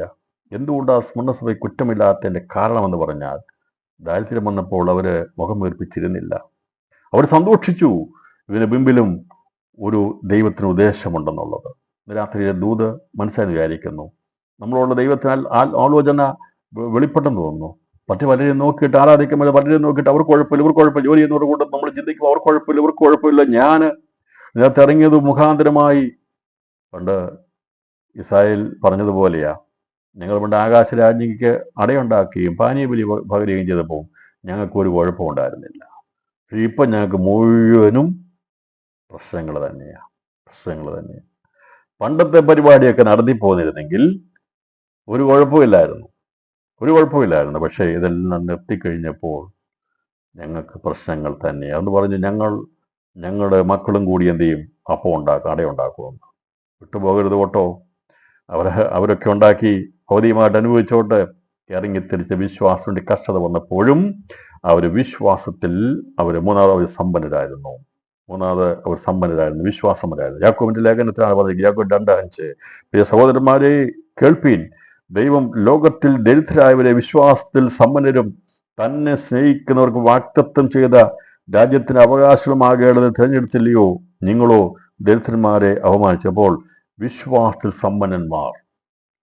എന്താ വിശ്വാസത്തിൽ സമ്പന്നത? എങ്ങനെയാണ് വിശ്വാസം ഉണ്ടാകുന്നത്? എങ്ങനെയാണ് വിശ്വാസം? അപ്പൊ 4 കാര്യങ്ങളിൽ ഇവർ സമ്പന്നരായിരുന്നു. ഒന്ന്, ഇവര് സന്തോഷത്തിൽ സമൃദ്ധിയുണ്ടായിരുന്നു. അതുകൊണ്ടാണ് പറഞ്ഞത് എപ്പോഴും സന്തോഷിപ്പീൻ, എപ്പോഴും സന്തോഷിപ്പീൻ, എല്ലാറ്റിനായി സ്തോത്രം ചെയ്യുവീൻ. ദൈവം വെറുതെ പറയുന്നതല്ല. നമ്മൾ സന്തോഷിക്കാൻ തുടങ്ങി കഴിയുമ്പോൾ, ശയ്യകളിൽ കിടന്ന് ഘോഷിക്കാൻ തുടങ്ങുമ്പോൾ, അത് നീ രോഗിയായി കിടക്കുക, നീ ഭാരത്തോടെ കിടക്കുക, വിഷമത്തോടെ കിടക്കുക, നാളെക്കുറിച്ച് പ്രതിസന്ധിയോടെ കിടക്കുക, പക്ഷേ ശയ്യകളിൽ അവർ ദൈവത്തെ സ്തുതിക്കട്ടെ. രാത്രിയിൽ കിടക്കുമ്പോൾ പ്രിയപ്പെട്ടവരെ, ഭാരം വരുമ്പോൾ, പ്രശ്നം വരുമ്പോൾ, വേദന വരുമ്പോൾ സ്തോത്രസ്വരം ഉയരുന്ന കിടക്കകളായി നമ്മുടെ കിടക്കുകളെ, മുറികളെ മാറ്റുവാൻ ദൈവം ആഗ്രഹിക്കുക. അവിടെ ദീനരോധനം ഉയരുന്ന, വിഷമങ്ങളതിൽ നിറയുന്ന, ഭാരത്തിൻ്റെതായ മുറിവുറുപ്പുകൾ ഉയരുന്ന, നിരാശയുടെ വാക്കുകൾ പുലരുന്നവരായിത്തീരാതെ ശയ്യകളിൽ ദൈവത്തെ ഘോഷിക്കട്ടെ എന്ന് പറഞ്ഞിരിക്കുന്ന പോലെ ദിവസങ്ങളിൽ ദൈവത്തിന് സ്തോത്രം ചെയ്യുവാൻ നമ്മെ ഇന്ന് ദൈവാത്മാവ് നമ്മോട് ആഹ്വാനം ചെയ്യുകയാണ്. അവര് സന്തോഷ സമൃദ്ധിയുള്ളവരായിരുന്നു. ഞാൻ സന്തോഷമില്ലാതായി തീർന്നു കഴിഞ്ഞാൽ എന്നെ സന്തോഷിപ്പിക്കുവാൻ വേണ്ടി കൂട്ടരെ പ്രാർത്ഥനക്കാരെ തന്നിട്ടുണ്ട്. പ്രിയപ്പെട്ടവരെ, നമ്മളെ ഒന്ന് വിളിച്ചു ചോദിക്കുവാൻ, നിന്റെ ക്ഷേമം അന്വേഷിപ്പാൻ ആരെങ്കിലും ഒന്ന് വിളിക്കുന്നുണ്ടെങ്കിൽ ഭാഗ്യമുള്ളവരാ കേട്ടോ, സന്തോഷമുള്ളവരാ. ലോകത്ത് എത്ര പേരെ ഒറ്റപ്പെട്ടു പോയി ആത്മഹത്യ എന്നറിയാമോ? എത്ര പേരെ ലോകത്തിന് തകർന്നു പോയെന്നറിയാമോ? കാരണം അവരെയൊന്ന് ക്ഷേമം അന്വേഷിക്കുവാൻ, കയറി ചെല്ലുവാൻ, ചോദിക്കുവാൻ, നിനക്ക് നീ കഴിച്ചോ കുടിച്ചോ, നിനക്ക് എങ്ങനെയുണ്ട് ചോദിക്കാൻ പോലും ആരുമില്ലാതിരിക്കുമ്പോൾ ദൈവാത്മാവ് ഉള്ളവൻ അവനെ ഒറ്റപ്പെടുത്തി കളയത്തില്ല. അവനെ ചേർത്ത് നിർത്തും. അവനോട് ചോദിക്കും, നീ കഴിച്ചോ, നീ ആഹാരം കഴിച്ചോ, കുടിച്ചോ, നിനക്ക് എങ്ങനെയുണ്ട്, സന്തോഷമാണോ, ഉറങ്ങാൻ കഴിയുന്നുണ്ടോ എന്നൊക്കെ ചോദിക്കുന്നത് കൂട്ടായ്മയുടെ അലങ്കാരം തരുന്നതാണ്.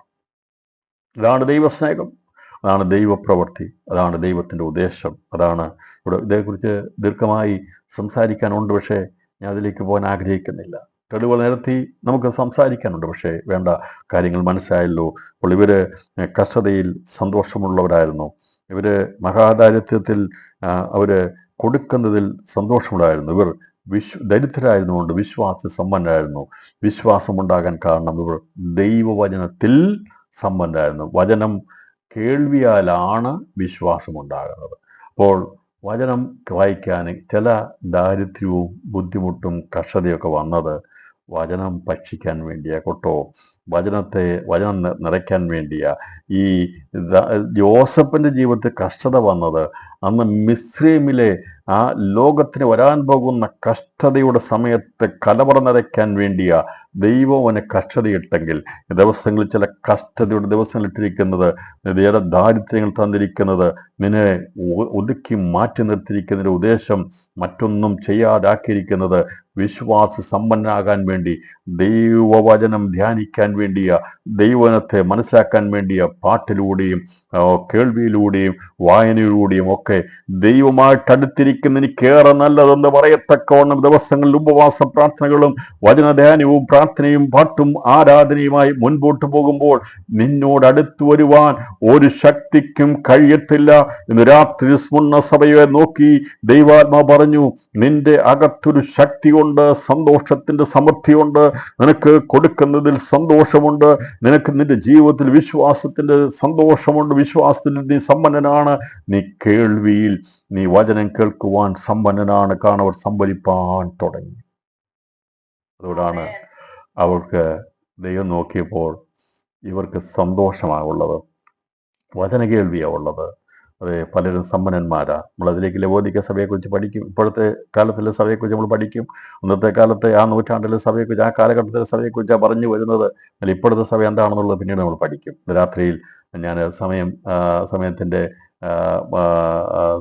സമയത്തേക്ക് നമ്മൾ നോക്കുമ്പോൾ നമുക്ക് ഈ സന്ദേശം കാണുവാൻ സാധിക്കുന്നത് നിശ്ചയമായിട്ടും ദൈവത്തിൻ്റെ പ്രവൃത്തി ഈ സഭയ്ക്കുണ്ടായപ്പോൾ ഒരു ഭയങ്കര സന്തോഷം. അവരുടെ വിശ്വാസത്തിൽ അവർ സമ്പന്നരായി തീർന്നു. യാക്കോബിൻ്റെ ലേഖനം 2-5 വാക്യത്തിലാണ് പറഞ്ഞിരിക്കുന്നത്. അത് ഞാൻ വായിച്ചല്ലോ, ലോകത്തിൽ ദരിദ്രരായവരെ വിശ്വാസത്തിൽ സമ്പന്നരാക്കി തീർത്തു. അതുകൊണ്ടാണ് കർത്താവ് ലോകത്തിൽ വന്നപ്പോൾ അന്ന് സാധാരണക്കാരെല്ലാവരും അവൻ്റെ പുറകെ വന്നു, അവൻ്റെ വായിൽ നിന്ന് വരുന്ന വാക്കുകൾ കേൾക്കാൻ വേണ്ടി. പക്ഷേ ഈ പുസ്തകം പിടിച്ചുകൊണ്ട് നടന്ന വലിയ ആൾക്കാരുണ്ടായിരുന്നു, വലിയ സ്കോളേഴ്സായിട്ടുള്ളവരുണ്ടായിരുന്നു. അവർ യേശുവിനെ അടുക്ക വന്നില്ല. അത് കാരണം അവർക്കത് അത്രയും പിടിക്കത്തില്ല. തലക്കണം കയറിയാൽ പിന്നെ മറ്റുള്ളവരൊന്നും കേൾക്കാൻ പറ്റത്തില്ല. വലിയ ഹൈ ഡിഗ്രിയും കാര്യങ്ങളൊക്കെ ഉള്ളവർക്കൊന്നും സാധാരണ ഒരു മെസ്സേജ് കേൾക്കാൻ പറ്റത്തില്ല. അങ്ങനെയല്ലേ യേശു പ്രസംഗിച്ച തച്ചൻ പ്രസംഗിക്കുന്നതല്ലേ. ഞങ്ങൾ ഈ പുരോഹിതന്മാരെങ്ങനെ ഇത് കേൾക്കും? തച്ചൻ അവൻ്റെ പണി ചെയ്താൽ പോലെ അല്ലേ. പക്ഷെ തച്ചൻ കൂട്ടുകാരെയാണെന്നറിയാമോ? എല്ലാവരെയും കൂട്ടി. പക്ഷെ അവൻ്റെ വാക്ക് കേൾക്കാൻ അന്ന് അനേകര് ഈ ഉന്നതന്മാരായിട്ടുള്ളവർ കേട്ടില്ല. അവർക്കെല്ലാം എതിർപ്പായിരുന്നു. ഞങ്ങളിതൊക്കെ പഠിച്ചു വെച്ചിരിക്കുന്നത്. പലർക്കഥ സുശീലം പറയാൻ ചെല്ലുമ്പോൾ പലരും പറയുന്നത്, ഞങ്ങളുടെ ആൾക്കാരൊക്കെ എത്ര വർഷമാണ് ഇങ്ങനെ പഠിച്ചതെന്ന് അറിയാമോ? അവർക്കൊന്നും അറിയത്തില്ലേ? ഇത് നിങ്ങൾക്കാണോ അറിയാവുന്നത്? നിങ്ങൾ തരുന്ന ഒരു ട്രാക്റ്റുകൾ കൊണ്ടാണോ ഞങ്ങളെ രക്ഷിക്കാൻ വരുന്നത്? ഞങ്ങളുടെ ആൾക്കാരൊക്കെ ജീവിതം വരെ മാറ്റിവെച്ച് ഇതിനുവേണ്ടി അവർ ജീവിച്ച് ഇതിനുവേണ്ടി പഠിച്ചുകൊണ്ടിരിക്കുന്നവരല്ലേ? അവർക്കൊന്നും അറിയത്തില്ലേ എന്ന് ചോദിക്കും. അതുപോലെ തന്നെയാണ് അന്നും യഹൂദന്മാർ ചിന്തിച്ചത്.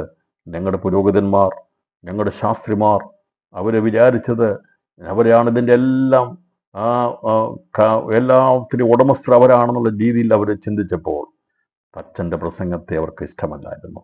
കാരണം അവർ വിചാരിച്ചു, ഇവൻ പോയി ആ ജോസഫിന് കൊടുത്ത് അവൻ പോയി ജോലി ചെയ്താൽ പോരെ, അവൻ ജോസഫ് ചെയ്യുന്ന പണി ഇവനല്ലേ ചെയ്യേണ്ടത്, ഇവൻ ആരാണ് പ്രസംഗിക്കാൻ എന്നാണ് അവർ ചോദിച്ചത്. അതുകൊണ്ട് അവരെ അവഗണിച്ച് കളഞ്ഞു. എന്നാൽ ഇന്ന് രാത്രി പ്രിയപ്പെട്ടവരെ, ഇവിടെ ആരാണ് എന്നുള്ളതല്ല, ദൈവത്തിൻ്റെ വചനത്തിൻ്റെ പ്രസക്തിയാണ് ഇവിടെ വലുത്. ഇവര് ദാരിദ്ര്യമുള്ള ആയതുകൊണ്ട് ഇവർക്ക് ദൈവവചനം എന്നുള്ള കേൾവി അവരുടെ ജീവിതത്തിന് സന്തോഷമായിരുന്നു. നമ്മുടെ ജീവിതത്തിൻ്റെ ചില ദാരിദ്ര്യങ്ങൾ, ചില പ്രശ്നങ്ങൾ, ചില ബുദ്ധിമുട്ടുകൾ, ചില ഇല്ലായ്മകളൊക്കെ നമ്മുടെ ജീവിതത്തിൻ്റെ ആരോഗ്യത്തിന് വേണ്ടിയ, സന്തോഷത്തിന് വേണ്ടിയാണ്. അതെ ചില രോഗങ്ങൾ വരുമ്പോൾ, കിടപ്പിലായി കഴിയുമ്പോൾ, അതെ ദൈവമക്കളെ അങ്ങനെ ദൈവത്തെ ധ്യാനിപ്പാനും പ്രാർത്ഥിപ്പാനും ഒക്കെ കഴിഞ്ഞ കാലഘട്ടങ്ങളുണ്ട്. ദൈവത്തിൻ്റെ വചനത്തിൻ്റെ പാട്ടുകൾ കേൾക്കുവാൻ ആഗ്രഹമുണ്ടായിട്ടുണ്ട്.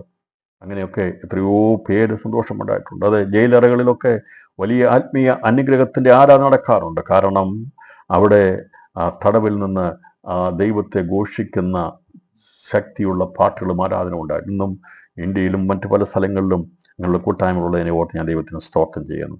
അപ്പോൾ ഈ വിശ്വാസത്തിൽ അവർ സമ്പന്നരാകാൻ കാരണം അവർ ദൈവവചനത്തിൽ അവർ സമ്പന്നരായിരുന്നു. അപ്പോൾ ഈ 4 കാര്യങ്ങളിലാണ് സ്മുർന്നയിലെ സഭ സമ്പന്നരായി തീർന്നത്. കർത്താവ് നോക്കിയോട് പറഞ്ഞു, നീ ആരാണെന്ന് എനിക്കറിയാം, നിന്റെ കഷ്ടതയും ദാരിദ്ര്യവും എനിക്കറിയാം, നിന്റെ കഷ്ടതയും ദാരിദ്ര്യവും, നീ ധനവാനാകുന്നു താനും ധനവാനാകുന്നു. കർത്താവ് പറഞ്ഞു, നിങ്ങൾ പുറമേ നോക്കുമ്പോൾ ദൂഷണമൊക്കെ കേൾക്കുന്നവരാ, ഒന്നും ഇന്ന് ഒരു നേരം കഴിച്ചാൽ രണ്ടാമത്തെ നേരത്തിനുള്ള സാധനമില്ലാത്തവരാ. പക്ഷേ വൈകിട്ടത്തേക്ക് കഴിക്കാൻ ഉണ്ടാക്കി വെച്ചാണ് വേണമെങ്കിൽ ഒരാൾ കർഷക കാണുമ്പോൾ അത് എടുത്തു കൊണ്ടു കൊടുക്കുന്നത്. മനസ്സിലായോ? നമുക്കറിയാം, ഏലിയാവിനെ അയച്ചപ്പോൾ ആ വിധവയുടെ അടുത്തോട്ട് അയച്ചത് ദൈവം കൽപ്പിച്ചിരുന്നു. വിധവയോട് നേരിട്ടൊന്നും പറഞ്ഞിരുന്നില്ല, പക്ഷെ അവിടെ മനസ്സിനോട് കൽപ്പിച്ചിരുന്നു. മനസ്സിൽ അതുകൊണ്ടാണ് അവൾ വിറക് പെറുക്കാണ്ട് ഇറങ്ങിയത്. ഒരുപാട് വിധവമാരുണ്ടായിരുന്നു. എന്നാൽ ആ ഏലിയാവോട് ചെന്നപ്പോൾ ഇവിടെ മനസ്സിൽ ദൈവം ആലോചന കൊടുത്ത് ഇറങ്ങി വിറക് പെറുക്കാൻ പറഞ്ഞു. വിറക് പെറുക്കുന്നതിന് അർത്ഥം ദൈവം അരുളി ചെയ്ത കൽപ്പന കൊടുത്തതാ. ഏലിയാവ് അന്വേഷിച്ച് വരികയാണ്. വിളിച്ചു ചോദിച്ചു, എന്താ? ചോദിച്ചിട്ട് പറഞ്ഞു, എനിക്കല്പം വെള്ളം തരണമെന്ന് പറഞ്ഞു. അപ്പം ചോദിച്ചു പറഞ്ഞു, ഇവിടെ ഒരു പിടി മാവല്ലാതെ ഭരണിൽ അല്പം എണ്ണയും മാത്രമേ ഉള്ളൂ, ഇതൊന്ന് കഴിച്ചിട്ട് ഞാൻ മരിക്കാണ്ടിരിക്കുക എന്ന് പറഞ്ഞു. അപ്പം എലിയ പറഞ്ഞു, കുഴപ്പമൊന്നുമില്ല, മരിച്ചു, പക്ഷേ അതിന് മുമ്പായിട്ട് ഞാൻ പറഞ്ഞു എനിക്ക് തരാൻ പറഞ്ഞു. അവിടെ ഏതായാലും കൊടുത്തു. കഷ്ടതയിൽ, ദാരിദ്ര്യത്തിൽ അവിടെ കാര്യം പറഞ്ഞു, എൻ്റെ ഇത്രയേ ഉള്ളൂ, എനിക്ക് എൻ്റെ മകനും കൂടി ആകെ ഉള്ളതേ ഉള്ളൂ, അത് ഇന്ന് കഴിച്ചിട്ട് നാളെയൊന്നുമില്ല, പിന്നെ ഞങ്ങൾക്ക് കട അടച്ചിരുന്നാൽ മതി, എപ്പം വേണമെങ്കിലും മരിക്കാം, കാരണം ആഹാരത്തിന് വഴിയൊന്നുമില്ല. ഒരു ആത്മഹത്യ എന്നല്ല എന്ന് പറഞ്ഞ അർത്ഥം. പിന്നെ ഞങ്ങളുടെ മുമ്പിൽ വഴിയില്ല, ഇത് കഴിച്ചിട്ട് മരിക്കാന്ന് പറഞ്ഞാൽ കഴിച്ചിട്ട് ആത്മഹത്യ എന്നല്ല അർത്ഥം. അങ്ങനെയല്ല അവർ പറഞ്ഞത്. ഇതേ ഉള്ളൂ, എനിക്കറിയത്തില്ല, ആരെന്നറിയത്തില്ല, നീ വന്ന് വെള്ളം ചോദിച്ചു, ഞാൻ വെള്ളം നിനക്ക് തരാം, പക്ഷെ നീ അപ്പം ചോദിച്ചപ്പോൾ എനിക്ക് തരാനുള്ള ആസ്തിയില്ല, അതിനെൻ്റെ കൈവശമില്ല, എനിക്കാകെ ഉള്ളത് ചുട്ടാൽ ഒരുമിച്ച് എല്ലാം കൂടെ വടിച്ചു കോരി, നമുക്കറിയാമല്ലോ പണ്ടൊക്കെ ഇല്ലായ്മയിലൊക്കെ ദോശയൊക്കെ ചൂടുന്ന സമയത്ത്, അപ്പം ചൂടുന്ന സമയത്തൊക്കെ, അതൊക്കെ ഇന്നിപ്പം സത്യത്തിൽ നമ്മുടെയൊക്കെ ദൈവം അനുഗ്രഹിച്ചാൽ നമുക്ക് സ്തോത്രം ചെയ്യാം. പണ്ടൊക്കെ ഒരു ദോശയൊക്കെ കഴിക്കാൻ എന്ത് കൊതിയായിരുന്നു അറിയാവും, ഒരു അപ്പം കഴിക്കാൻ നോക്കിയാൽ എന്തൊരു കൊതിയായിരുന്നു. ഇന്നിപ്പം വേണ്ട, അതുപോലുള്ള സാഹചര്യം നമുക്ക് തോന്നും അല്ലേ? അങ്ങനെയല്ലേ? നിങ്ങളൊക്കെ എനിക്കറിയില്ല, നിങ്ങളുടെ വീട്ടിലൊക്കെ സമ്പന്നമായിരുന്നു എനിക്കറിയത്തില്ല, പക്ഷേ ഞാൻ പറഞ്ഞതിൻ്റെ കാര്യം പറഞ്ഞത്, വല്ലപ്പോഴൊക്കെ ഒരു ദോശയോ എന്തെങ്കിലുമൊക്കെ ഉണ്ടാക്കുന്നത് ഭയങ്കര ആഗ്രഹമായിരുന്നു, ഭയങ്കര സന്തോഷമായിരുന്നു. നമ്മൾ അങ്ങനെയൊക്കെ ആ ചെറുപ്പകാലം അങ്ങനെയായിരുന്നു അല്ലേ? എന്നും കഴിക്കുന്ന വ്യത്യസ്തമായ ആഹാരം കഴിക്കാൻ വേണ്ടി ആഗ്രഹമുണ്ടായിരുന്നു, വലിയ ആഗ്രഹമുണ്ടായിരുന്നു.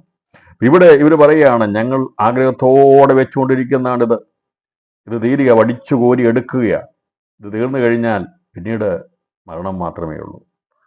അപ്പോൾ ഈ സമയത്താണ് ഏലിയാവ് അവിടെ ചെല്ലുന്നത്. അവളേതായാലും അവിടെ കർഷതയുടെ ആ ദാരിദ്ര്യത്തിൽ അവൾ ഉണ്ടാക്കി കൊടുത്തു. പക്ഷേ ഒരു അത്ഭുതം നടന്നു. അവൾ കോരും തോറും അത് വീണ്ടും അവിടെ വീണ്ടും കോരുവാൻ വേണ്ടി അവിടെ വീണ്ടും ഉറവ വന്നതുപോലെ. കഴിഞ്ഞ ദിവസം നമ്മൾ കേട്ടു, ആലിസാൻഡി പ്രസംഗിച്ചല്ലോ, ഒരു ഭരണി എണ്ണ പകരും തോറും വർദ്ധിച്ചു വരുവാണ്ടേ തന്നു. അവസാനം നിന്നു.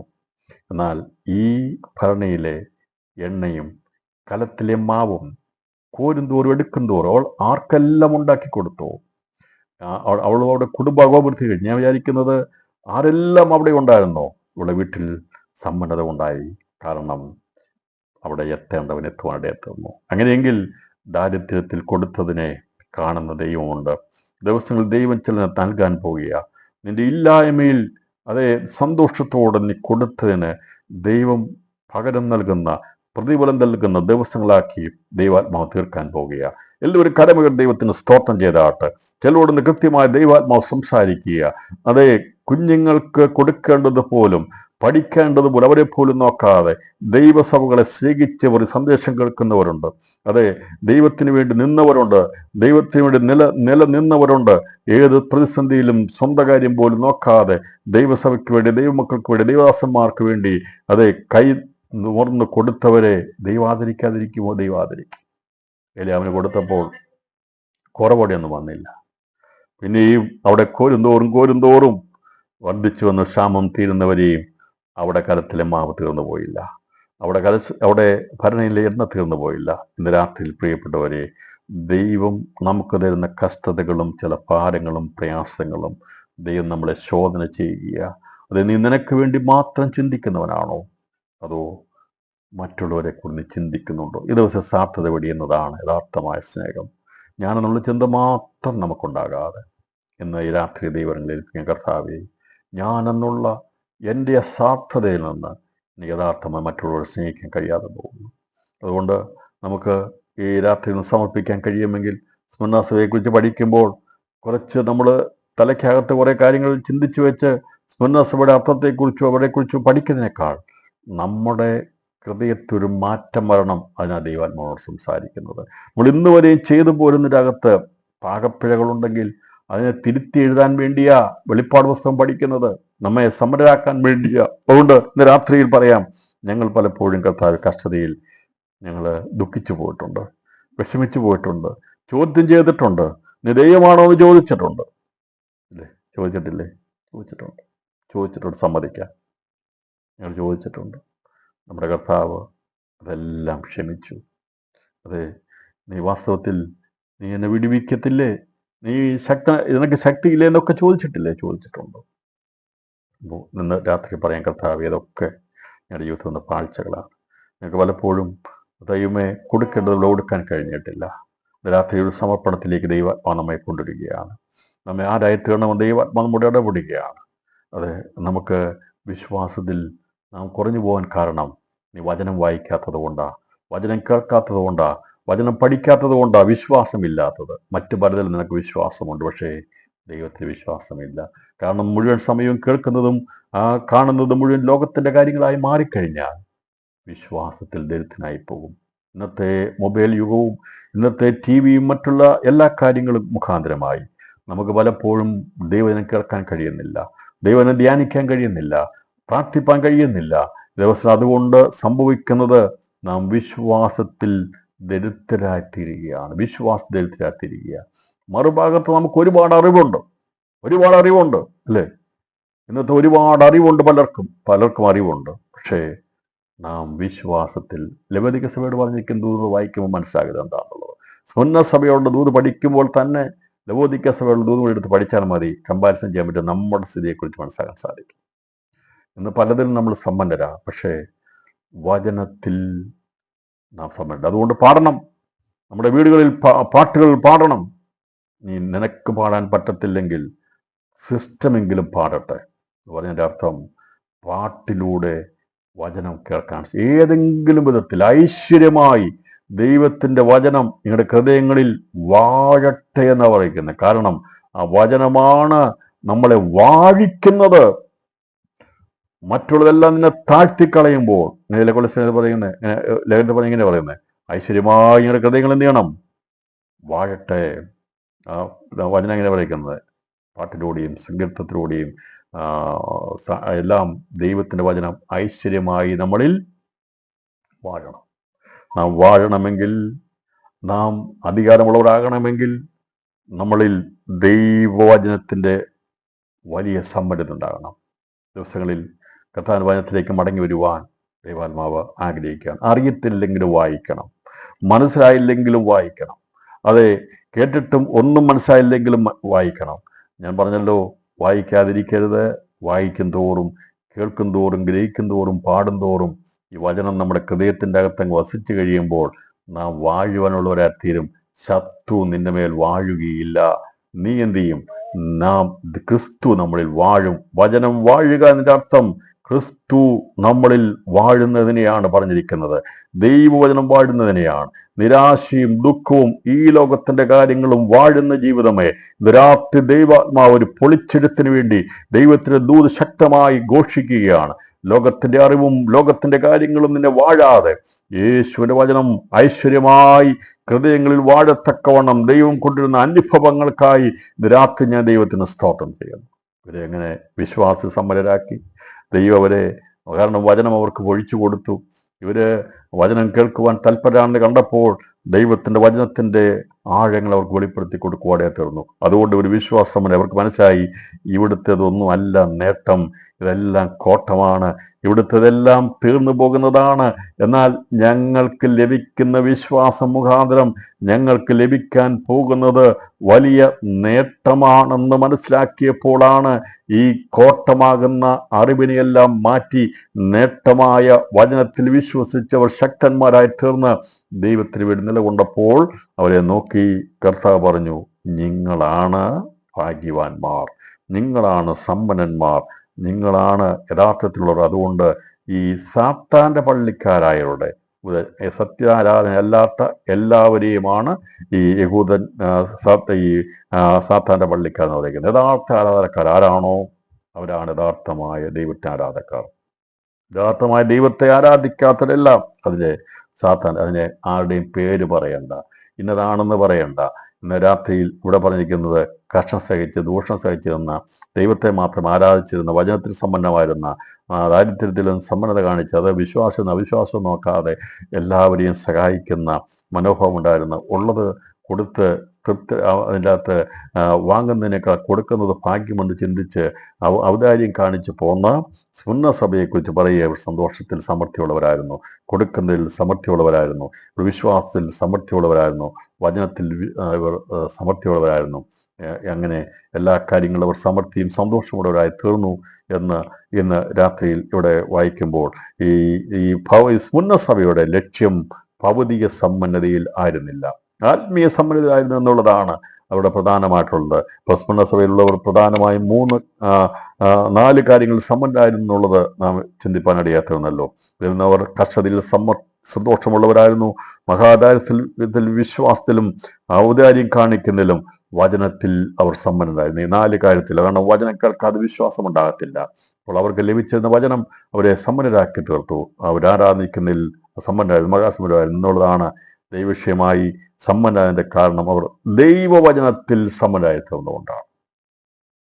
ഈ 3 കാര്യത്തിൽ സമ്പന്നരാകണമെങ്കിൽ, സന്തോഷ സമൃദ്ധി ഉണ്ടാകണമെങ്കിൽ, അതെ, വിശ്വാസത്തിൽ സമൃദ്ധി ഉണ്ടാകണമെങ്കിൽ, ഔദാര്യം കാണിക്കാൻ സമൃദ്ധി ഉണ്ടാകണമെങ്കിൽ ദൈവവചനത്തിൽ സമ്പന്നം. ദൈവവചനം കുറഞ്ഞോ സന്തോഷം കാണത്തില്ല.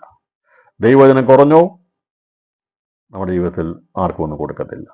ദൈവവചനം കുറഞ്ഞോ നമ്മുടെ ജീവിതത്തിൽ വിശ്വാസം കാണത്തില്ല. അതുകൊണ്ട് എവിടെയാണ് നമ്മൾ വീണുപോയത്? സുന്ന സഭയ്ക്ക് കുഴപ്പമില്ലായിരുന്നു, കുറവില്ലായിരുന്നു.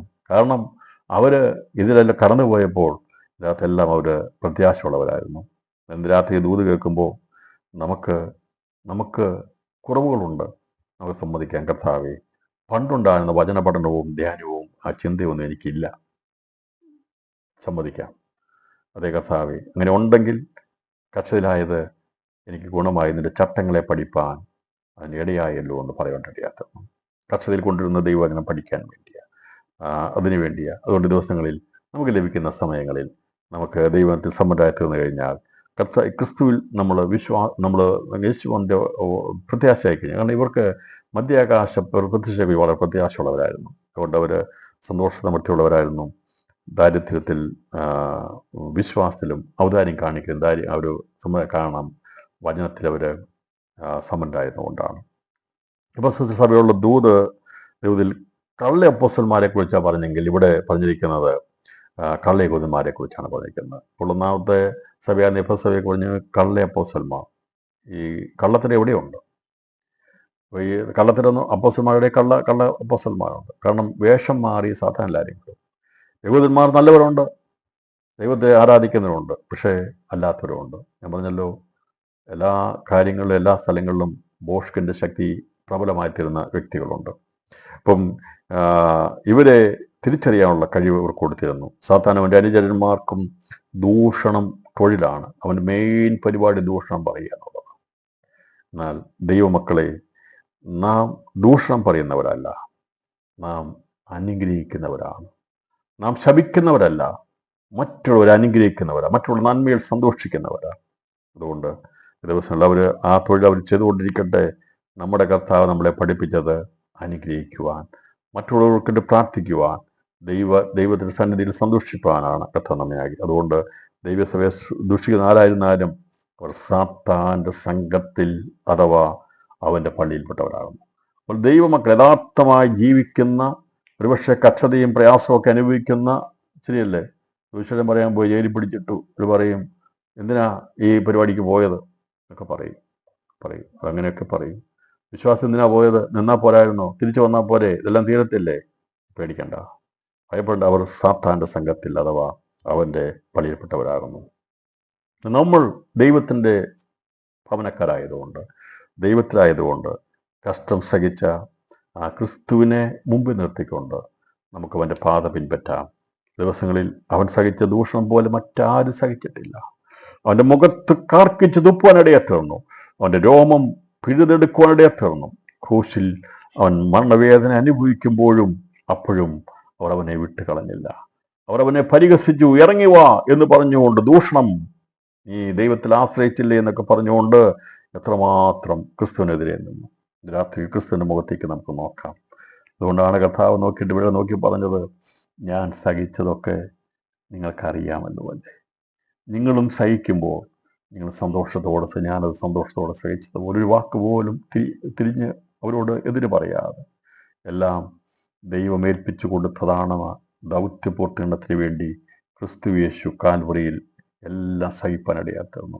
ദിവസങ്ങളിൽ വിശ്വാസം ഇറങ്ങിയിരിക്കും നമുക്ക് സമർപ്പിച്ചു കൊടുക്കാം. നാം ദൂഷണം ഏൽക്കണമെങ്കിൽ, കഷ്ടം സഹിക്കണമെങ്കിൽ, കടന്നു പോകണമെങ്കിൽ ദൈവം നമുക്ക് തന്നിരിക്കുന്ന ഒരു ഉദ്ദേശമാണ്. അതിന് നമുക്ക് സമർപ്പിച്ചു കൊടുക്കാം. കർത്താവ് അതിൽ നമ്മളെ സമൃദ്ധിയോടാക്കി നിർത്തും. അത് ഈ കഷ്ടതയിലും സന്തോഷിക്കാടിയാത്തിനും. അതാണ് സാധാരണ മനസ്സിലാകാത്തത്. എന്താണ് ഇവരിത്രയും പാട്ട് പാടുന്നത്? ഇവർക്ക് ആഹാരമില്ലല്ലോ, കഴിക്കാൻ ഒന്നുമില്ലല്ലോ, പക്ഷേ ഇവിടെ പാട്ടിനൊരു കുറവുമില്ലല്ലോ, ആരാധനയ്ക്കൊരു കുറവുമില്ലല്ലോ. അതെ, നമ്മുടെ ജീവിതത്തിൽ സന്തോഷത്തിൻ്റെ സമൃദ്ധിയുണ്ട്, വിശ്വാസത്തിൻ്റെ വചനമുണ്ട്, മറ്റുള്ളവരെ സഹായിക്കാനുള്ള ആ സന്തോഷമുണ്ട്. അതുകൊണ്ട് വ്യത്യസ്തരാക്കി ഈ ലോകത്തിൽ നിർത്തിയിരിക്കുന്ന ദൈവസഭയ്ക്കായി ഞാൻ സ്തോത്രം ചെയ്തുകൊണ്ട് ഇന്ന് രാത്രിയിൽ ദൂതിന് വിരാമം ഇടുകയാണ്.